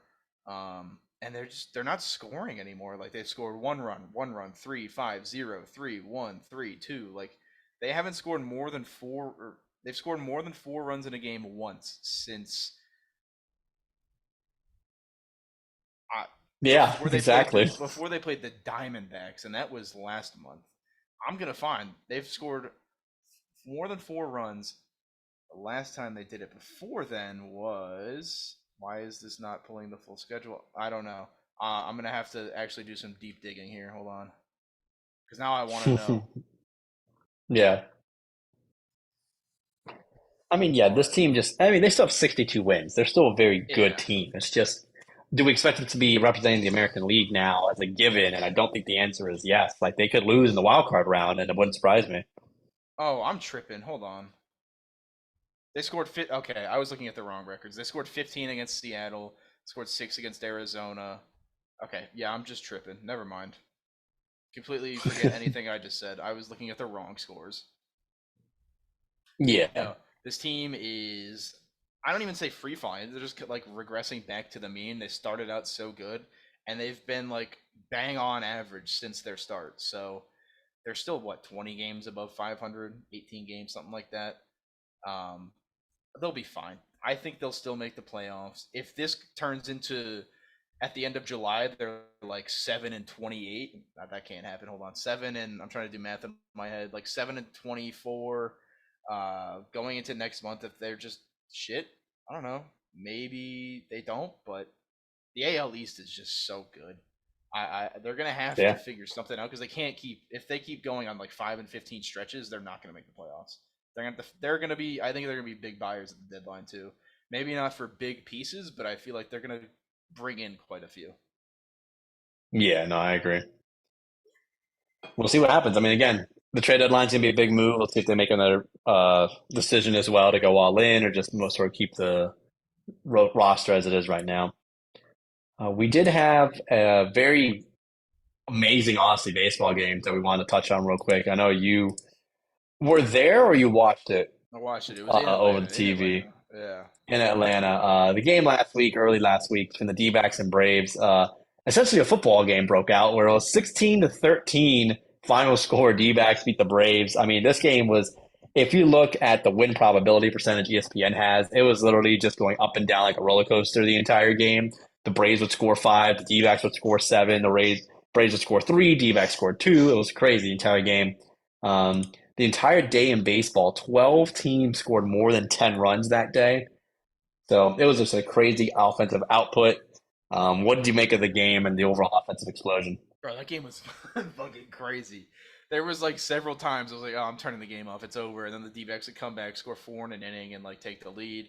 Yeah, it was quite honestly one of the best baseball games I've ever watched on TV. The day in general, with 10 teams, was it 10 or 12 teams scoring more than 10 runs?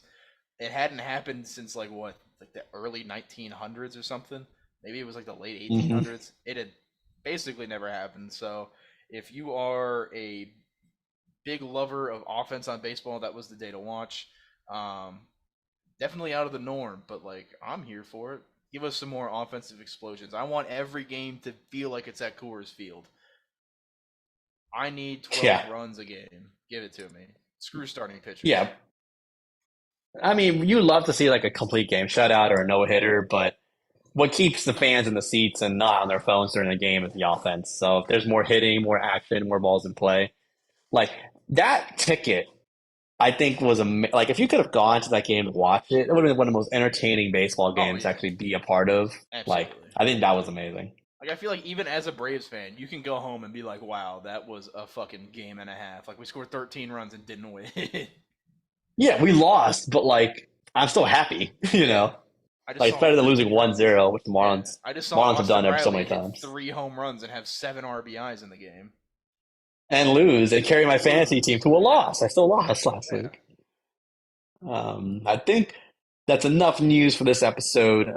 We are definitely going We back up are. to We our are. football Yep. range timeline We for absolutely are. sure. We could tell football's back. I think you've got a question of the day for us, and I think we'll call it there. Yeah, my question of the day, quick and easy. I want the best fan base in all of sports, all four major sports included, and the worst fan base in sports. So you can't pick like, oh, I hate Sixers fans specifically. You got to pick the whole city. Oh man, there's one answer for worst, but I don't know for best who I can give it to. The worst is Dallas. The worst are the Cowboys to me. Oh, Like well, Cowboys fans. well, you got to pick the whole city though. So like, are Mavs fans that bad? I don't think so. Dallas Stars fans, I don't think they're that bad. I don't. If you're going the entire city for worst fan bases, fuck, I throw Miami in there. Um, Yeah, it was one of and my I'm one of them. thoughts. It was one of my thoughts. Yeah, I'm gonna go Boston. I'm gonna go Boston between the Celtics and the Red Sox and the Patriots. And it's not to do with loyalty. They're extremely loyal to their team. They're annoying. And even when their team is bad, they can't see that their team is bad. Like, I know when the Dolphins suck. Yeah, I know when the Marlins are we've terrible. lived I know when through the it. Heat We are bad. know. We Yeah, actually haven't they're even been alive for a good season. at least with the Dolphins, yeah. So I think Boston simply because they always act like even if their team is crap, like they're gonna win. Like you should have seen Bruins fans when they were up three Oh one yeah, against the it was Panthers, and crazy. when they lost, it thought they literally their life ended. And then when the Celtics lost in the Heat, their literal like entire mentality ends. And now that they've re-signed Jalen Brown and Kristaps Porzingis, they think they're the best team in the East when they just lost in the conference finals. Like, I think they're the worst fan base. I think Boston takes the cake. Don't even get me started on Patriots fans. So, All right, well, who's your best fan base?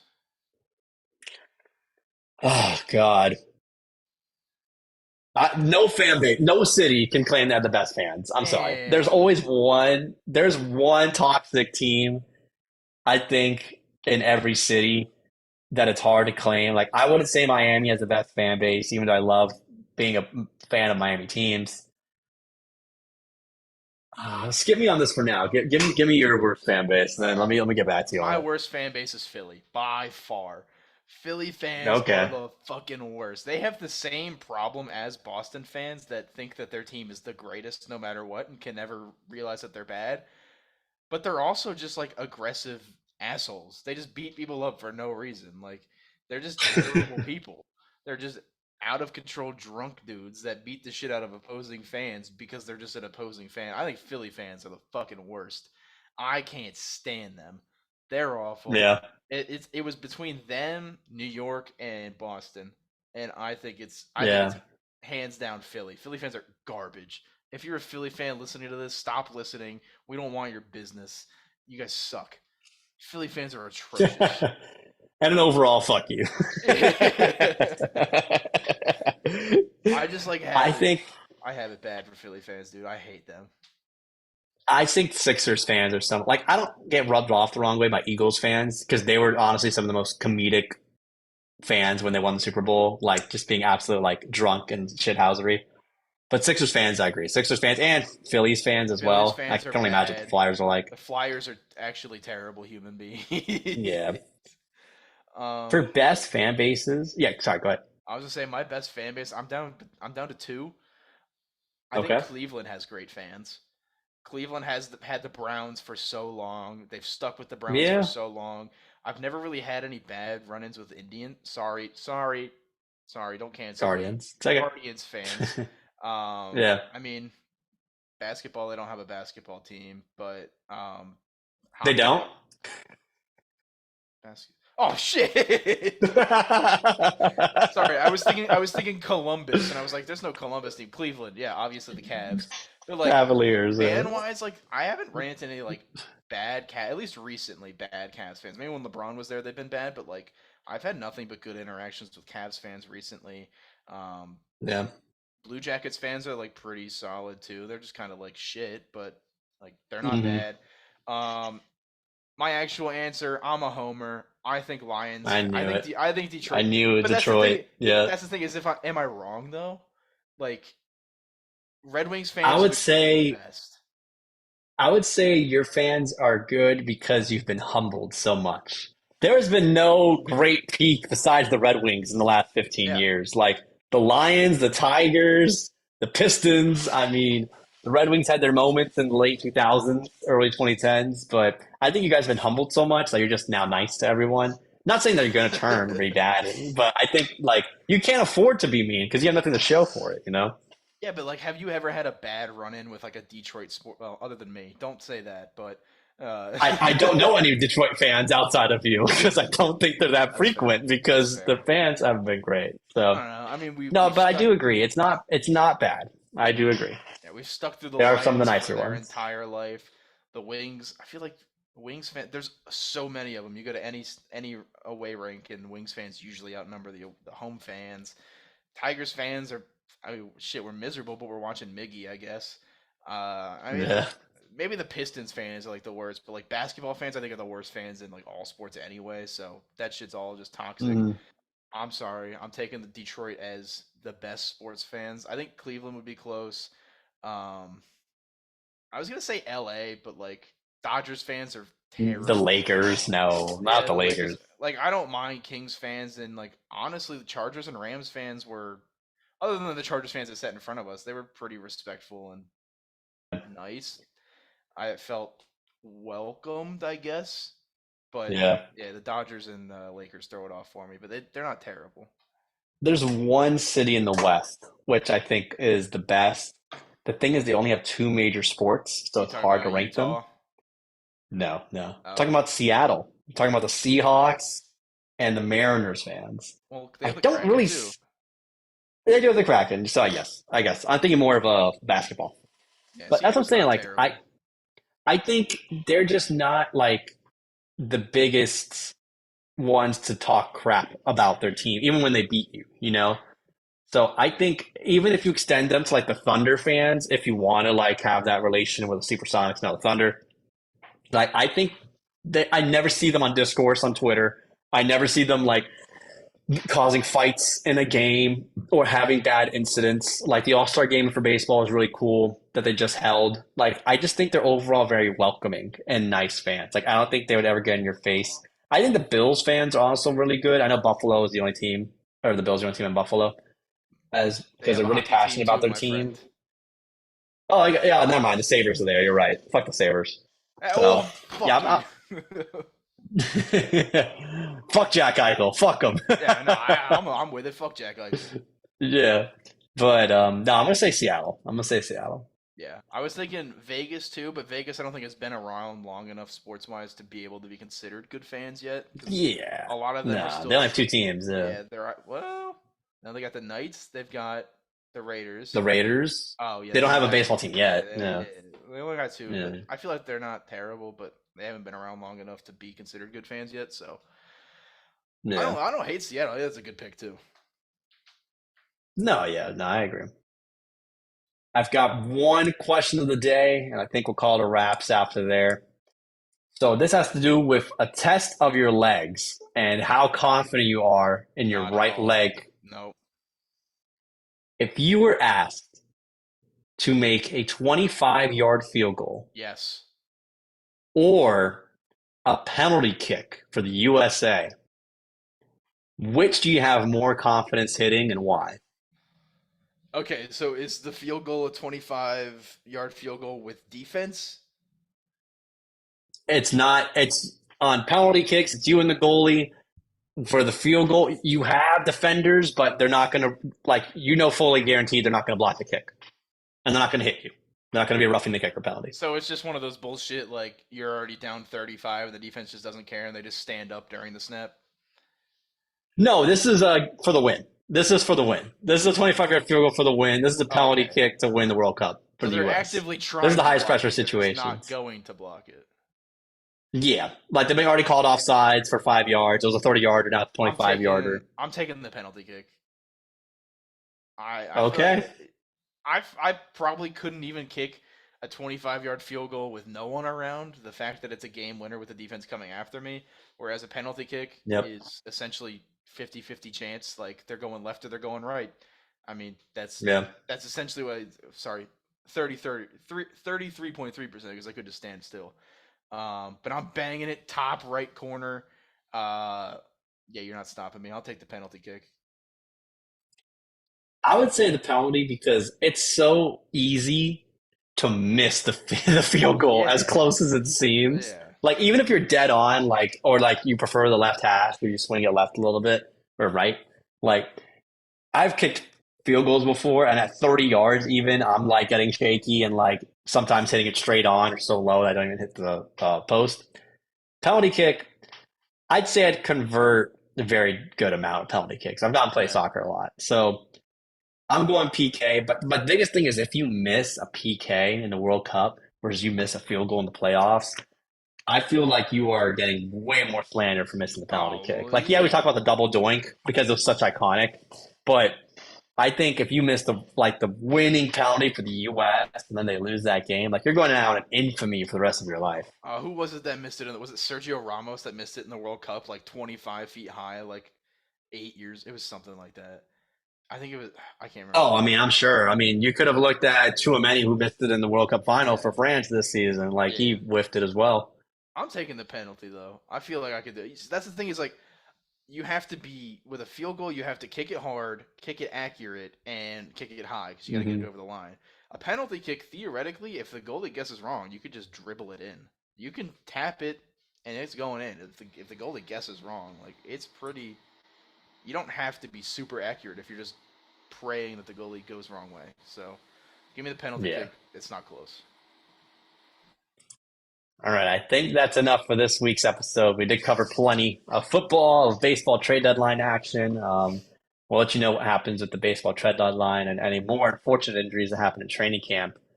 And we'll bring you our next divisional wrap up for the NFL. Any last comments before we sign off? No. Uh, by the time we record we'll probably record earlier in the week. I was gonna say we might have actual football to talk about, but that might have to be for an episode after. But yeah, looking forward to it. From now on, football will be on for every week until Super Bowl Sunday in February. So I'm excited. I know all of our listeners are excited. We started this podcast for football. We've gotten it. We've done it, guys. We've gotten through the dog days of summer. We're back to football. Get your illegal streams up. Get your Red Zone Premium. What YouTube TV Premium that gives you Red Zone. Lock in. Yeah. The fantasy drafts are going to be good. The gods will be good to you. Boys and girls, we are here. And we'll always be here next week as we get you another episode 31, the 31305 podcast. And we'll catch